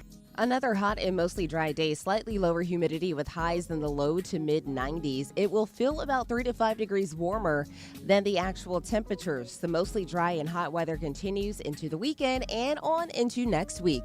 From the WDSU First Warning Weather Center, I'm Raven Richard. Norman Robinson is back. Can you hear me now? And he's taking no prisoners. Can you hear me now? Each weekday, Norman Robinson brings you commentary with Off the Top. The incident was shocking, disturbing, disgusting, disappointing, and sad. Each weekday, Off the Top with Norman Robinson is heard exclusively right here. It's Off the Top with Norman Robinson on WBOK 1230 AM. Hi, this is Cary Grant. Let's elevate every Tuesday through Thursday from 6 to 7 p.m. as we discuss the community, the country, and the world, from politics to current events and sports. We look forward to your input and continuing the quality programming on your community station, WBOK. Join us every Tuesday through Thursday, 6 to 7 p.m. on Elevated Conversations, the Arnie and Cary Show. Fresh produce, local flavor, and a healthy you. New Orleans East Hospital is hosting a farmers market the last Wednesday of every month from 2 p.m. to 6 p.m. Join us in the parking lot across from the main entrance. Support local farmers and your wellness. We'll see you there.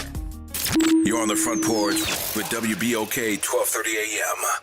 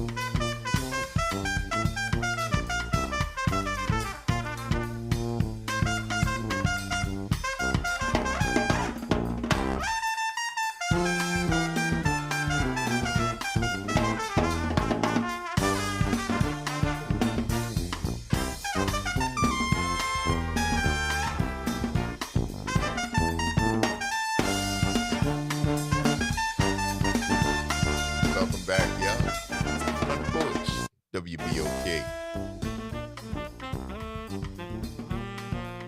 I'm your host, Greg O'Brien. And I'm your host, Kimber White Dupree. Hey, y'all. Brother Nyron on the other side of the glass, y'all. Bringing it to you right here on this Free Your Mind Friday. Get your brass up, get yourself something, y'all. Man.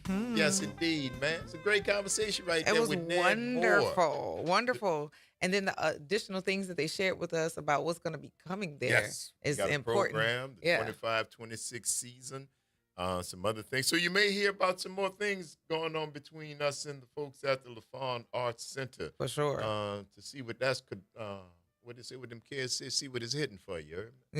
And I did ask Dr. Rodney LaFawn, of course, I asked if he was related to Tommy LaFawn family. But Ned said he'd have to check into it because they were both New Orleanians. And, of course, you know, Tommy LaFawn was the black man who was an educator who left money, philanthropist, the whole nine. Yeah. And it's the same last name. Same last name. And they were both New Orleanians. So you don't know. He's going to check into that. But listen, both educators, both have a penchant for the arts and for the kids and for the future. So whether they can or not, we're going to accept what they've done good and the fact that LaFawn name actually is doing some good. We love it. We love it. We're going to let y'all know more about what's going on with the LaFawn Performing Arts Center, 25 minutes away. Yeah. That ain't far. Not at all. That ain't far at all, man. I've never been, but we might have to go see it. There's a circus, and you know I'm a magic act, Circus du Soleil, and people disappearing in flames and stuff. I like that kind of stuff. Yeah, okay. But there is Omnium, a bold new circus that is coming up, and that's going to be October 5th. One show. Oh, wow. One show.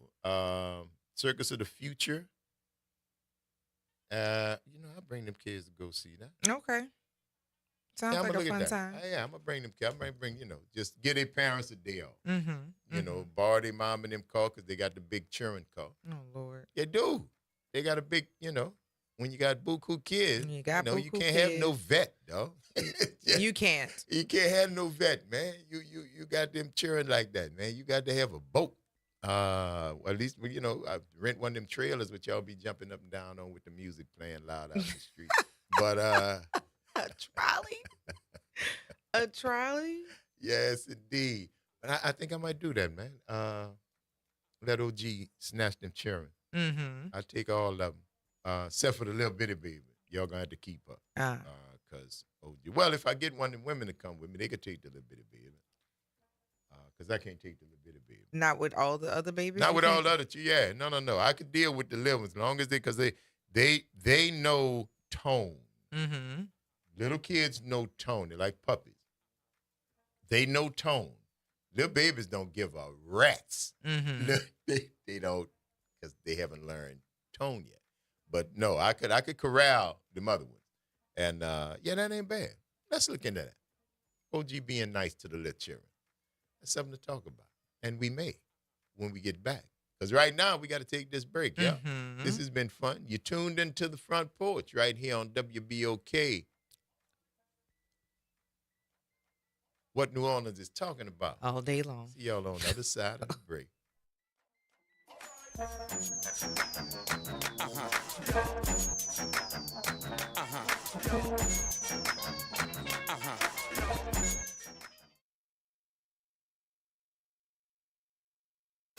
From the campus of Xavier University, WBOK Go and Equity Media Station. This news report is brought to you by New Schools for New Orleans.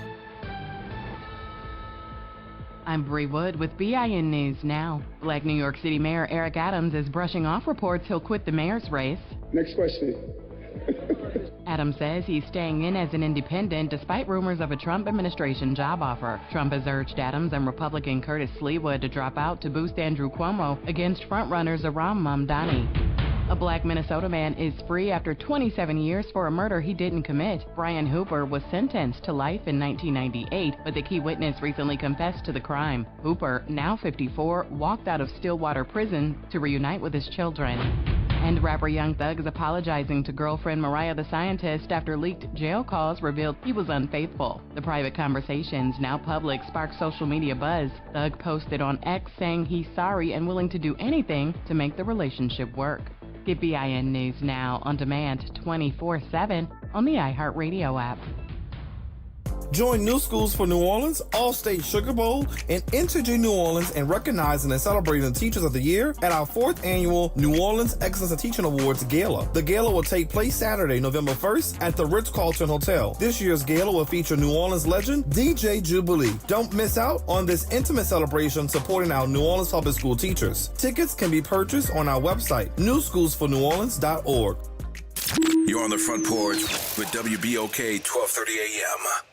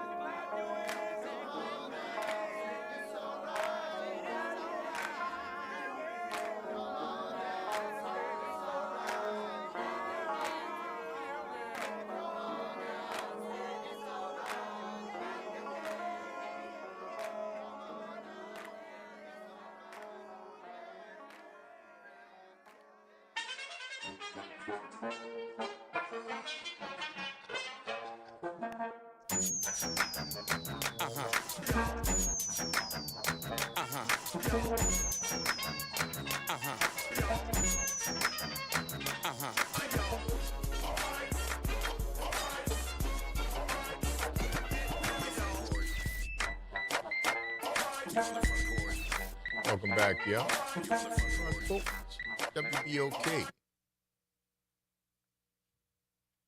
I'm your host, Graham Brian Bank. And I'm your host, Kimber White Dupree. Good morning, y'all. Brother Nyron on the other side of the glass. Y'all bringing it to you right here on this Free Your Mind Friday. So get your brass up.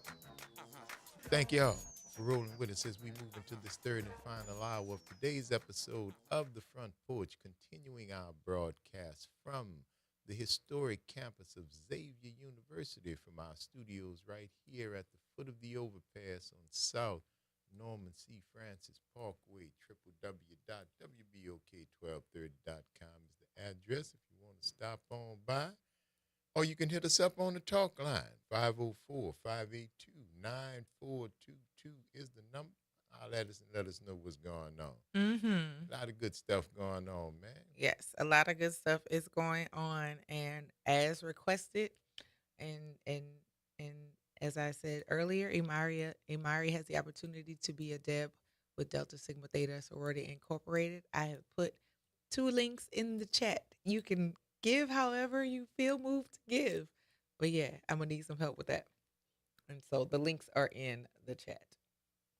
Well, there you go. Yes, there you go. It's Friday. We got to work tomorrow. We got to work tomorrow at the Locals Fest, man, out at Armstrong Park. We will be there. So y'all come out, man. It should be fun. It is marked all the way down to free. So, it should be able to fit into most of y'all budgets if you could work that out, because there's no charge. I think there is a VIP. Which will give you the elevated experience. Which will give you something else if you want that, but you don't have to.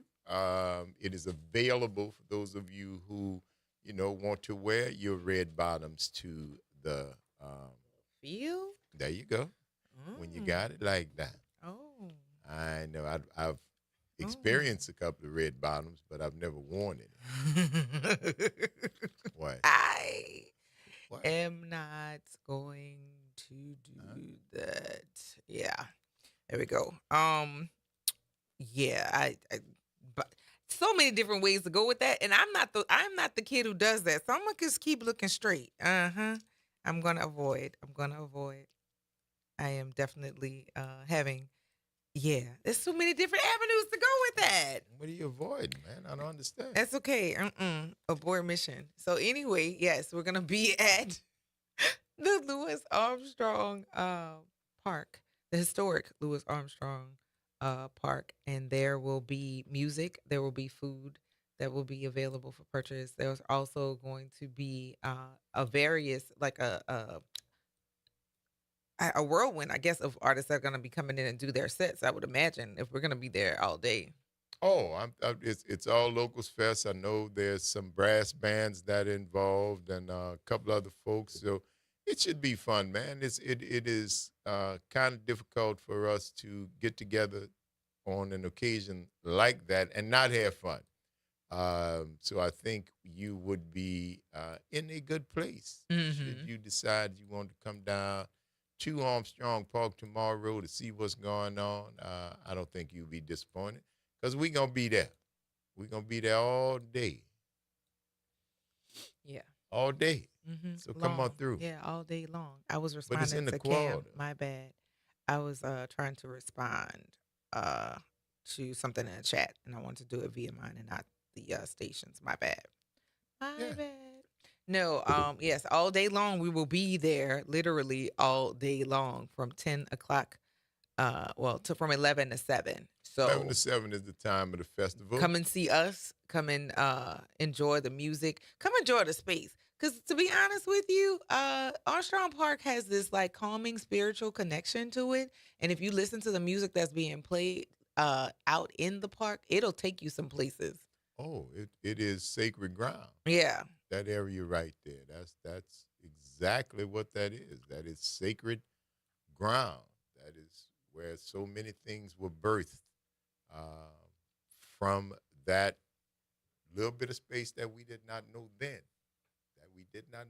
but where we were free, Mm-hmm. where the enslaved That was the place that Africans, you could be could and be go off. to And to show you release. how the Lord worked, see, sit high and you see low, Yes. right? Yes. It was because of Catholicism and adherence to the Sabbath On Sunday. that we were Was off. wait, Saturday is the Sabbath though, right? Well, that's a whole nother discussion, but Okay. it is practiced By Christians on Sunday. on Sunday. Okay. And because of the influence of the Catholic Church in the early days of Louisiana, New Orleans, you could not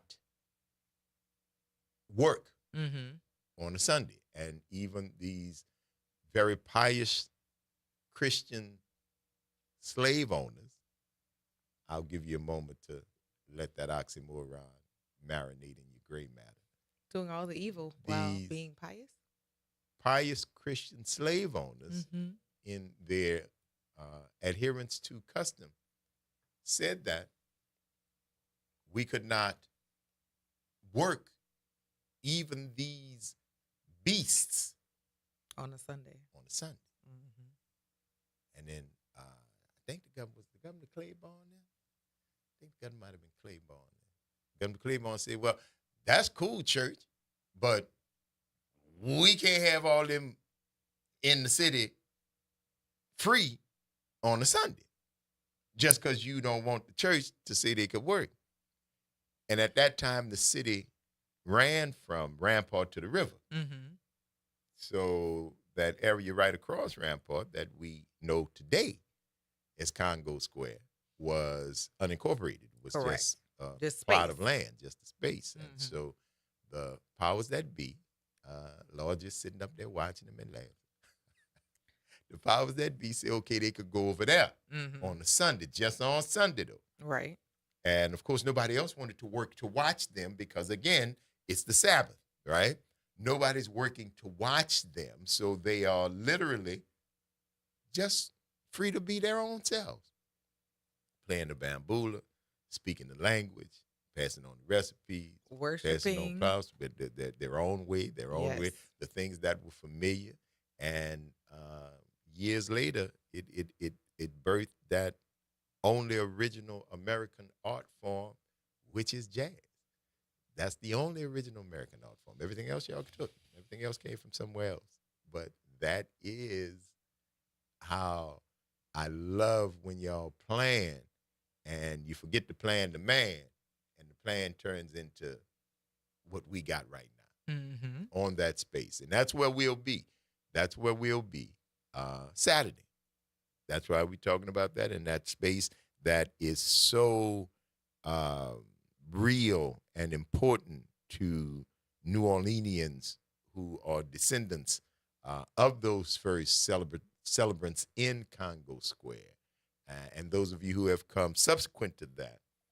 But that's why it's so important. That's why it feels like it does when we are there. And for New Orleanians, it is a very special place because not only was it that place where jazz was birthed, but it's named after three of the most iconic New Orleanians that will ever draw breath. The great Louis Satchmo Armstrong, our own inimitable Mahalia Jackson, and of course, the legendary Morris F.X. Jeff, whose building that bears his name really should be given better attention. Really should be given better attention. Just somebody signed their name on it. Today? Please? Yeah. Can we how long has it been down? Oh, Because they used to have been- the hockey, right? Oh, that was the brass. That was so long, but it's been. I know, since but I'm saying it Katrina. was used. Oh, it's been. It could be back, and it's a beautiful old Art Deco building. It is. It's going to take some work. It's going to take some money and some TLC Of course it will, but so did the Mahalia Jackson. So did Congo Square. So did Armstrong Park. But they're worth it. Right. They are worth it. It's just money. Y'all spend money on everything else. Right. Tell me about no money. Tell me about your budget. You find money anytime you need money. You find it wherever you need it. If you do that, you go print it. So listen, man. Save the building.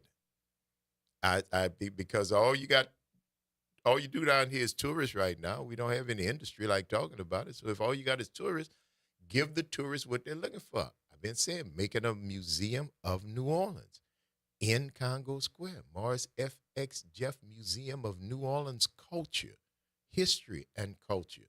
You got your building right there. It's already there. All you got to do is refurbish it. Already. People come from all over the world to this little raggedy behind city at the foot of the river. They come everywhere, and they've been coming. First to bounce back after COVID, after you blamed us. First to bounce back after 9/11. People love this city. People love this city. So if you love the city and you have the wherewithal, you got the place right there. Why not build a museum that puts on the pedestal the culture of the city that all these people travel from around the world to see? That make too much sense. That's probably make too much sense. Well, that's my problem. I'm sorry, y'all. I'm sorry. I think that's necessary for us to have conversations and because we're calling stuff out now, right? So this is the time that we call stuff out, correct?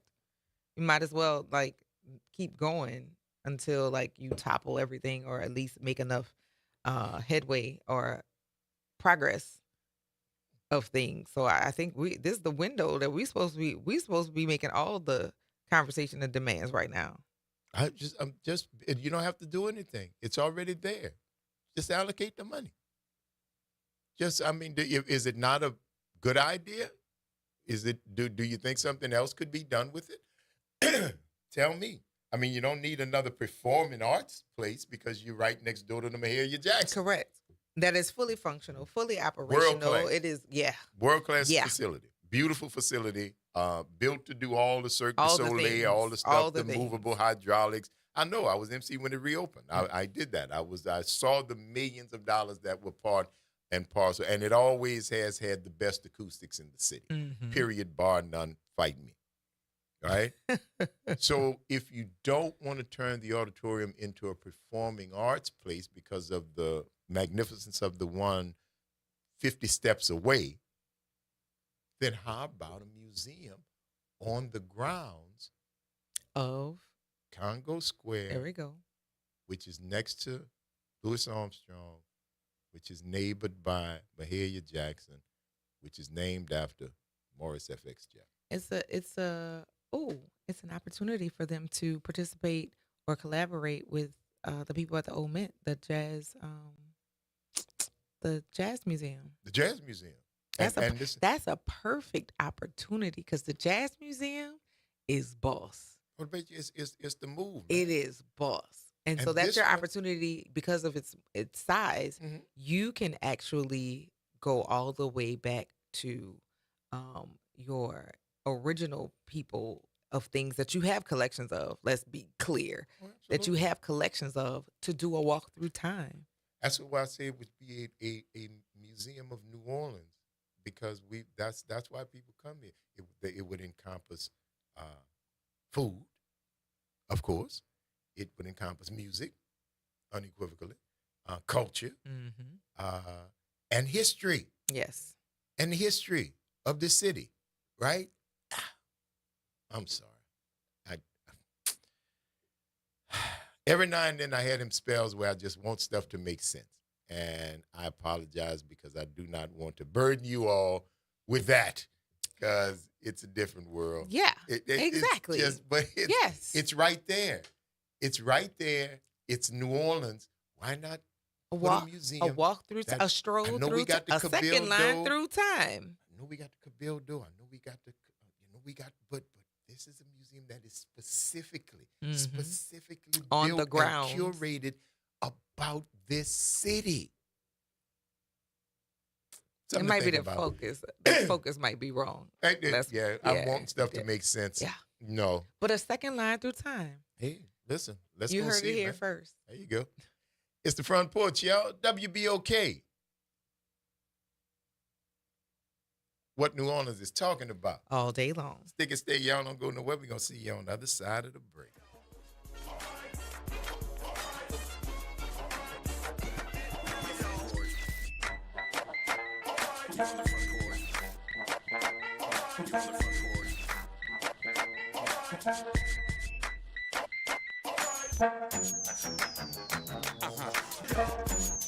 Good morning and happy Friday. I'm Morgan Lentis with WDSU News, and here's a look at today's headlines.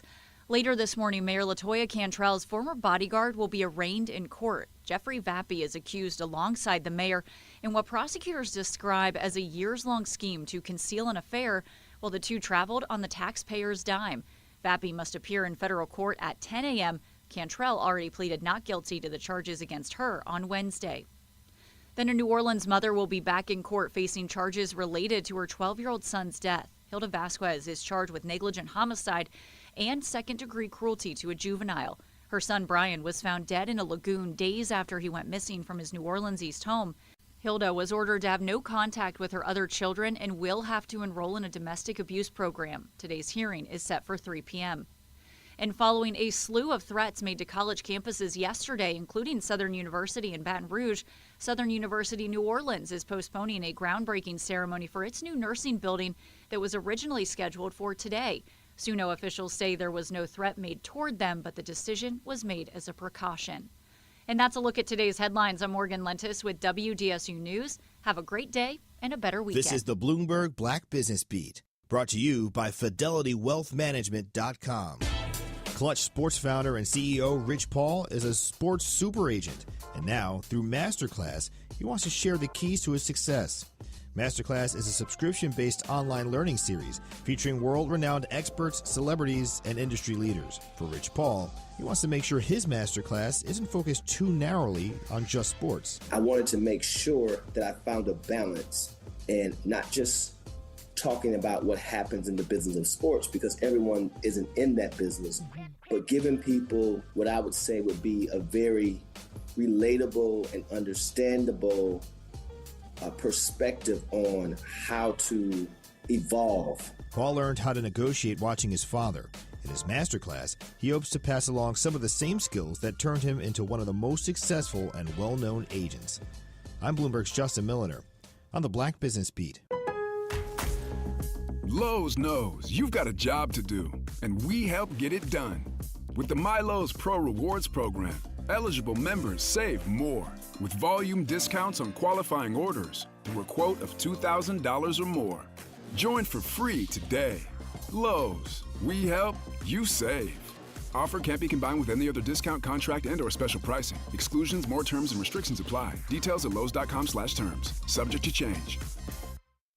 With Fidelity Wealth Management, a dedicated advisor gets to know you and your goals to build a comprehensive plan to help grow and protect your wealth.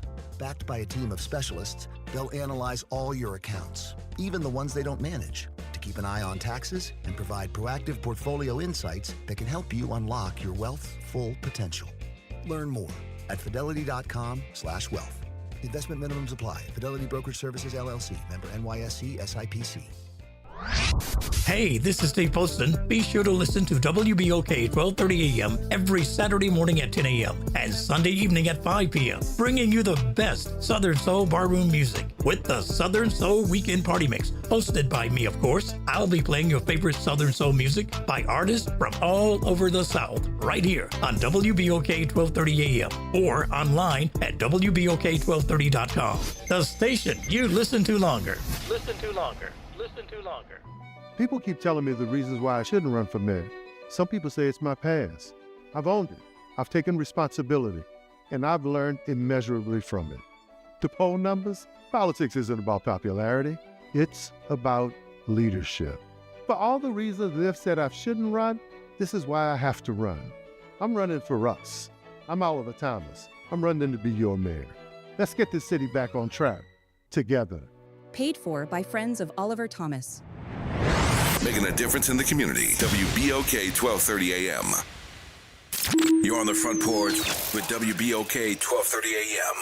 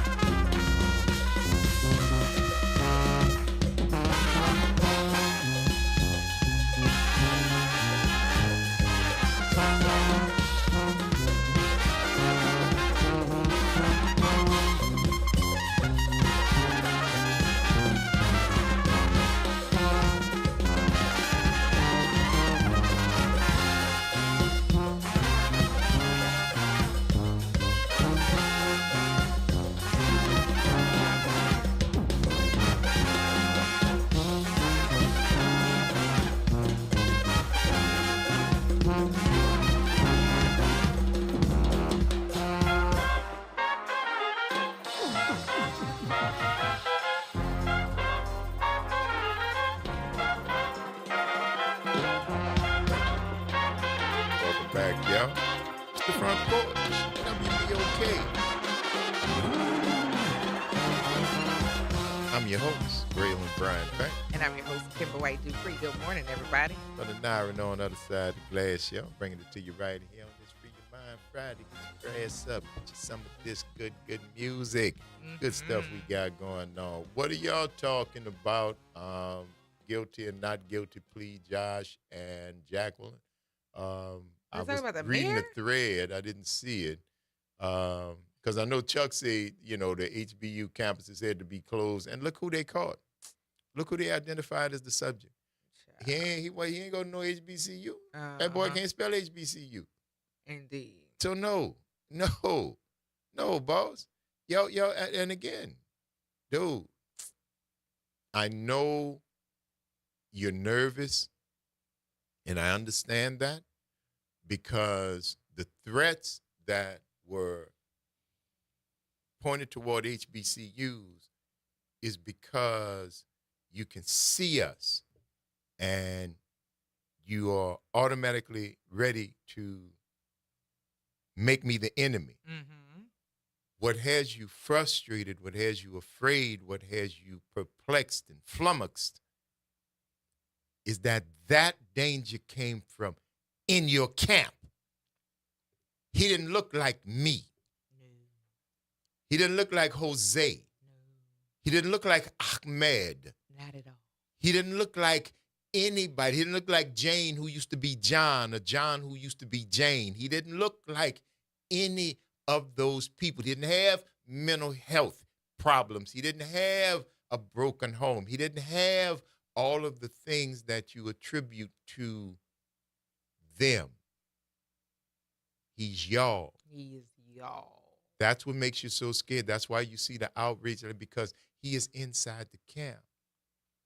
He looks like you can't tell who he is. He's sitting right there with you with a MAGA cap on, listening to you, right along with you. He got a Confederate flag. He listening, but he ain't part of you. You've been infiltrated. And you see how far, because of your rhetoric, because of the things that you say in his company, the things that you say, not when I'm around, not when we're around, the things that you say that affect him. He felt empowered to take this to this level. He felt, because you had already groomed him. You had already indoctrinated him. You had already made him a believer in what you were saying. He was a believer. And he believed that he could do what he did because he was one of y'all. Mm-hmm. He was right there with you. And I know that's scary. I know that, but the welcome to our world, we have long had to suspect those next to us, because it was so easy for them to go and be sold and to go and be bought. But y'all wasn't used to that. Last one y'all had like that was Benedict Arnold. I thought he was and one you know of what us. you did. You know what you did to him. I thought he was one of us. He was. Don't think he was. He was. Till he wasn't. Yeah. And that's that's like the weirdest thing about it all, right? Your kids, your grandkids, they've gotten tired of it. And you refuse to face it. You want to put your head into the sand or wherever and pretend it all didn't happen. He's not alone. Yeah. He's not alone. Because they are a lot more communicative with having conversations, not just talking. Yeah, that guy's not about it. He's not alone. Y'all gotta remember that every time you start Charlie Kirk's successor, whoever you are, whoever wants to step up into this mantle, step up to that platform and spew that same type of rhetoric as his successor, the guy who they're looking for may very well have a successor as well. Yep. So be careful. That's all I'm saying. 504-582-9422. Who entered a guilty plea? What are they talking about? Hold on. That must be from the mayor's reporting to court. I think they may have been. Shock and no police. Can't see. What was that? And I was just looking because they were talking about Hilton and not. I'm talking about. Yeah, I know the mayor entered the not guilty plea. Don't. Because I was reading. I'm still trying to make the connection to the kids. There must be the mayor because she entered a not guilty plea. She didn't plead guilty. She entered a not guilty plea. So we'll see. All right. What's happening, Elwin? Hey, man. Hey, Kim, that was his second mind going to Mars during dum-da-dum-dum-dum. Yes. It Mars is a short trip, my friend. It has ventured way beyond the galaxy of which you are familiar. It has traveled beyond your scope, sir. Yikes. Hello, Elwin. Hello, Kim. How How are you you today? doing today, Kim? I'm doing well. How are you today? I'm doing fine. Can't wait to go home tomorrow. I think I'm gonna blast the stereo. Tomorrow soon come. You're going to blast more than the stereo. Bruh. Yeah. Goodness gracious. I'm glad that you have something to look forward to and that you sound very, very invigorated about it, Elwin, because this has been like a 2.5, 3 year um movement with getting you and your knees situated. Right. It's been longer than that because it was before Katrina. Oh. It was Well, I'm before glad we Katrina. are arriving I've to a been place fighting of with this. almost satisfaction. I got to take 3 more months of antibiotics. Okay. You ain't been out there on Chef with Josh, huh? No. Oh, all right. Yet. Just checking. No, I don't go out there. I Anymore. don't go in the street. You don't go in the I stay street out no the more? street. Anymore. I stay out the street. Now I All may right. walk. I may go to places in the street, but I don't go in the street. I understand.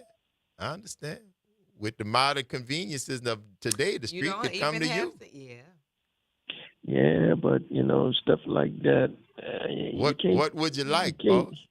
you can't trust the streets now because the Oh, streets man, got you ever? could so never many trust the things out streets, there. boy. The penitentiary full of dudes that's trusted the streets and each other and the supposed code and the game. Dudes, some of the biggest rats in the game. Boy. Yikes. Yeah, I know that. Yeah. Believe me, I know about the streets. I've been hip to the streets since I was 12 years old. I understand, sir. I understand. So what you doing? So it's been a long journey with the streets. It's all right. Anyway, what y'all gonna do this weekend? We working tomorrow. Yeah, we are working. Y'all We working gotta at be at WBOK the tomorrow? local fest. I'm about to say the normal fest. Lord, that mercy. Is that a thing? Well, it could be. Who We would just go? started the fest. I couldn't Who go. could go I couldn't go. to the normal fest? I could not go. Who could go? I know I couldn't. Yeah, Wait. He going to the normal fest? No. Oh, I'm about to say. What you was gonna say? There's nothing normal about you. I would Yeah. thank you, sir. Thank you. Because to say I was normal is like cursing me by saying I am ordinary. Regular. Regular, ordinary. No, sir. Thank you for that. Not any of those. Yeah. As far as that, I heard that the guy who got shot, he didn't like black people. Well, where would he get to heaven and he found out Jesus was black? He didn't like black people. I hate to think his soul got to heaven and find out Jesus was a black man. There's some people that feel that way. That's unfortunate for them. I can't say he deserved that, because God forgive me for saying that. But if he's a racist, you're never gonna get rid of racism. Racism is here to stay. That's I can something tell you that. that's something that you're electing to go along with, but it doesn't have to be Well, here to stay. let's say it this way: the dad is teaching the son how to be racist. The son is teaching the grandson how to be racist. You'll never get rid of it. But this was a white dude. This was a white dude that did the shooting. I mean, so racism. It wasn't nobody black who, if you're gonna try to be a racist, you're gonna come against black and brown people. But it wasn't no black and brown people that retaliated. It was his This own was people. his own. It was his own tribe, own people. Guy looked like he was right there with him in the crowd, invisible, and kill him. It wasn't none of us. Because if it had been any of us, they would have picked us out of the. You wouldn't have been able to hide so very easily. Black or brown in that crowd would have stood out. There's no way. I knew it when it happened in Utah. No, babe, but I'm not condoning what he did. I'm just saying, to get the threats on HBCU campuses after somebody in Utah killed somebody in Utah is insane to me. And I think it stems who you looking for from ain't fear. hiding there. He was in your backyard, boss. Now you got to look at your neighbor. See, it's easy for you to look at me. But now you got to look at your neighbor. You got to look at the dude standing next to you, because that dude was standing next to a lot of y'all. Yeah. A lot of And y'all. wasn't that Trump boy? Trump God, wasn't that one of the Trump boys? He was one of the sycophants. He was one of the ones that forwarded Trump's agenda. He was a white supremacist. He was a misogynist. He was so many things that what used to be the norm. And he didn't have a problem talking about it, saying it, and putting it out there. And the words that he wrapped himself in came back to haunt him. That he has met his demise. It came back to haunt him. So, well, guess what? I don't feel sorry for him. I've never felt sorry for those kind of people. Okay, those kind of people. And let's say it this way. I'm gonna put it to you in another way. They should not even be here with us. Well, he wasn't. He was in Utah with them. No. What I mean is, that's not up to you. That's not up to you. He wasn't here with us. I mean, he should not be here. He should not be with us living. He's not. I'll put it to you that way. He's not, but also that's not your call. But that wasn't us. And notice that he's not with us because we had nothing to do with it. He's it wasn't us, brother. Unalive because of something that we did. It wasn't us, It bro. was his own people. It wasn't us. Go ahead, boy. Say, bro, we got to go. His own father turned him in. Yeah, his own family. So, when I'm telling you. His own family. So you know something. And his family was not the Jeffersons. Hello. All right? Hello. Just remember that. Say, boy, take care of yourself. We're going to talk to you Monday when you back home, all right? Yeah, well, if you're working tomorrow. Nope. We working, but we ain't going to be on the radio. Yeah, we're going to be at the park, at the festival. Well, guess what? I will talk to y'all on Monday. Yes, sir, boss. All right. But he got what he deserved. Hey, baby. Take that with you. You keep on exercising, get strong, and we'll talk to you Monday, all right? All right. All right, bro. Later. Bye, Kim. Bye, Owen. Goodness. Had to get that in before he got out of here. Yeah. Absolutely. Hey, Reverend Wallace, how you doing? Hey, brother, how you doing? I am well. Before we get started, sir, we're not going to keep doing this. I am also on this show, and it's going on. Oh, I'm sorry. I'm sorry, young lady. Excuse my man. Kimba. I apologize for you. Kimba. Kimba, I apologize. Thank you. Know you're beautiful. You're lovely. I played the song Happy Days Are Here again. Yikes. Age is an age and spade is a spade. I was on C-SPAN this morning. I was trying to give my analytical understanding of what he was. He was a David Duke in a suit, white supremacist, one of the extremist religious fanatic you could ever find. He used Jesus for everything. Why is he burning you up, putting you in hell? You like the Herod, one of Herod's sons in the Bible. For people to sit there and see that we're going to make somebody of that a person, a hero, we got to be crazy. He was already a hero to him, right? They're not making him a hero. They got a saying in New Orleans, lay down or get down. When he should have laid down, he didn't. So somebody put him down. Yeah. And they ain't got to worry about that no more with him, with that voice, that vile, hypocritical, racist, misogynist, homosexual, homophobic, exclusion, white American that he was trying to make. He's in the hell that he should be in right now. Yeah, I don't feel sorry for him. All right, Reverend. Thank you for that. Put some gas around him. Should have burned him up before you'd send him out of there. Oh, well. I don't feel sorry for him. I can tell, Rev. We see. I can tell. Absolutely. All right. Absolutely. Thank you for that, my friend, and enjoy your weekend, okay? Yes, sir. All right, brother. Yes, indeed. It's the Front Porch, y'all. WBOK. What New Orleans is talking about. All day long. Don't go nowhere, y'all. Stick and stay. We'll see you on the other side of the break.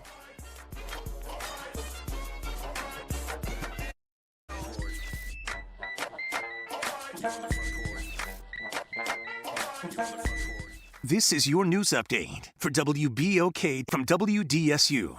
For all your news and weather, watch WDSU News, New Orleans' leader in live, local, late-breaking news. Today at noon and 4 p.m. Another hot and mostly dry day, slightly lower humidity with highs in the low to mid 90s. It will feel about 3 to 5 degrees warmer than the actual temperatures. The mostly dry and hot weather continues into the weekend and on into next week. From the WDSU First Warning Weather Center, I'm Raven Richard.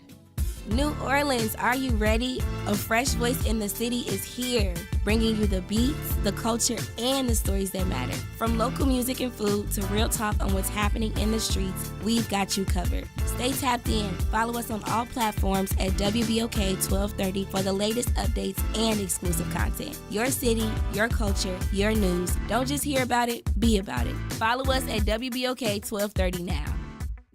Get ready, New Orleans. The Inspire the City Invitational is taking over the Caesars Superdome on Friday, September 12th. 2 powerhouse prep football matchups, one unforgettable night. At 6 p.m., it's Rummel versus University High, followed by a nationally ranked showdown at 8 p.m. as Edna Carr takes on American Heritage from Florida. Celebrate the spirit of our city, honor the legacy of Ed Daniels, and experience football at its finest. Tickets are on sale now at InspireNolaSchools.org. Hello, I'm Gary Clark. Please tune in to Dr. Clark 101, The Living Classroom, which is broadcasted weekly every Wednesday at 12:30 p.m. on WBOK 1230 a.m. on your dial. And as always, it's been a pleasure. I live in New Orleans, and I work for Entergy. Hundreds of us make this city our home. That's why we're committed to providing you low-cost, reliable power. We're working on new projects across the city to reduce outages when bad weather strikes. And we're working hard to keep our rates 20% below the national average. We're making changes and doing more. Because New Orleans is our home too.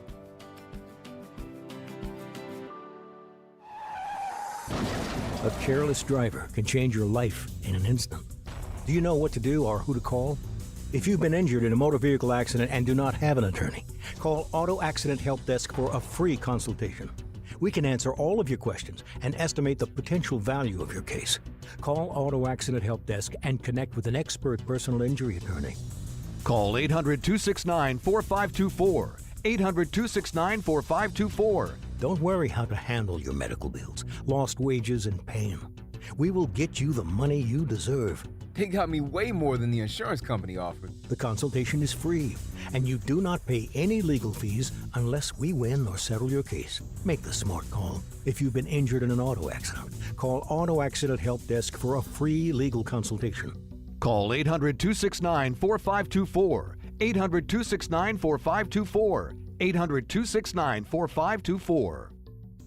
You're on the Front Porch with WBOK 1230 AM.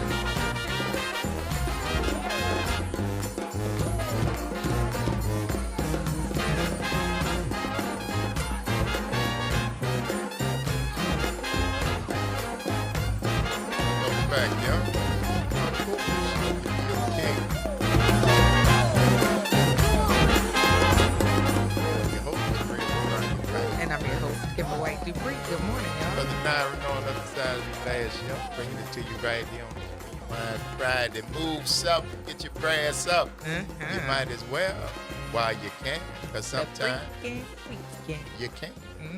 Bro, what's happening, Josh? What's happening, people? How y'all doing? Doing good, Josh, baby. How you?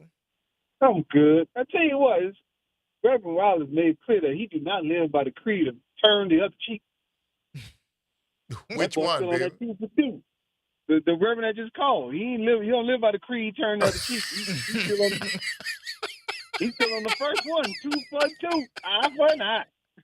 Hey, the Old Testament still have some relative relevance in some people's eye for eye. The Old Testament. Now they say we living in the New Testament. Boot up or shut up. But you know, not that Reverend. Reverend said no. I didn't read that far yet. I haven't read that far yet. So you still in the Old Testament, huh? That Tupac has an acronym on his stomach called Thug, and it's an acronym for the hate you give. So that there's 2 full circles. One on that, the hate you give came back to him, and also this country don't want to deal with gun control, right? And he was the #1 supporter, whistleblower, endorser, supporter for gun rights and everything. Second Amendment. Hey, man, what the word said, you live by, you die by, brother. You gotta be careful, man. Life and death is in the power of the tongue. Hey, boy. You better say that again. Tell the people. You better say that again. I don't believe you that. better tell the people. So you better be careful. You watch what you say, man. That thing will come right. And you don't know, because when he said it, the universe said, say less. Hey, listen. And that's why I say what got him shook, bro, is the dude is there with y'all, cousin. That's y'all dude. He's in the crowd with him. He's standing there. He got a Trump hat. He got the shirt. He got all the stuff that y'all need to be comfortable and let your guard down. Yelling out. You let your guard down. Amen, brother. Yelling out. Amen, brother. That's right. Tell him, brother. That's right. Tell him. And he told you something else. He right there with you. That's that. Listen, once they say that boy got shot in Utah, the only 3 black people, I don't even know 3. I stopped at Karl Malone. No, the people that's on the Jazz. They got 14 black people in Utah. That's how much I don't know. I only know Karl Malone. That's all the ones I do know. But I know the people that they bothering and aggravating was sure not there. I have been to Utah. I have been to Utah. I know you told us to go do that movie. I the coldest really had a good time. time. Shouts out to the good folks in Utah. But I was there for a specific reason, and I was there and I was gone. So he was there for some specific reason too, but he couldn't. He wasn't allowed the chance to go back where he went. It was 2 completely different reasons, boss. Yes. Hey man, they don't know. They don't want to face their fears, which it is their own people. They breeding their own destroyers. But it's happened throughout history.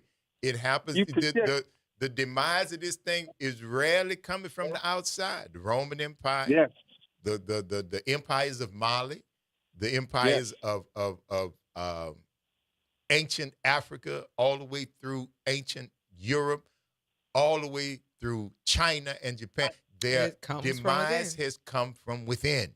And that's what they're looking at now. You're looking at your demise coming from within. This is somebody who felt so distanced from Charlie Kirk's rhetoric that he felt like he couldn't do nothing else but kill him.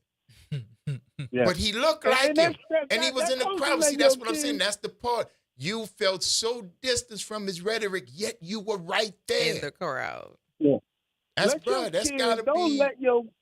Don't let your kids watch this 24-hour news cycle. No, stop putting. Them kids' minds are young. Or warp their minds and make them believe that they have to go to that limit to get rid of that cancer. Yeah. And do what they do. And this was a young man, bro. Young man, 22 years old. 22 years old. And he at had 22, one of the things they say he had written on his gun was, hey, fascists, catch this. Yeah, catch this. No, hey, fascists, catch. Hey, fascists, catch. Crazy. And that was, one that said, if you're reading this, you're a gay slur. Yes. Yes. Dude. And dude, I'm telling you, the movement, this type of strike back against fascism is not unusual. If you are forwarding a fascist agenda, authoritarianism, you have got to realize that there will be partisans, there will be freedom fighters, there will be people who are going to come up against you, and they will believe that this type of full-scale corporal punishment is the only way that they can fight back. Check history, man. It's not the first time.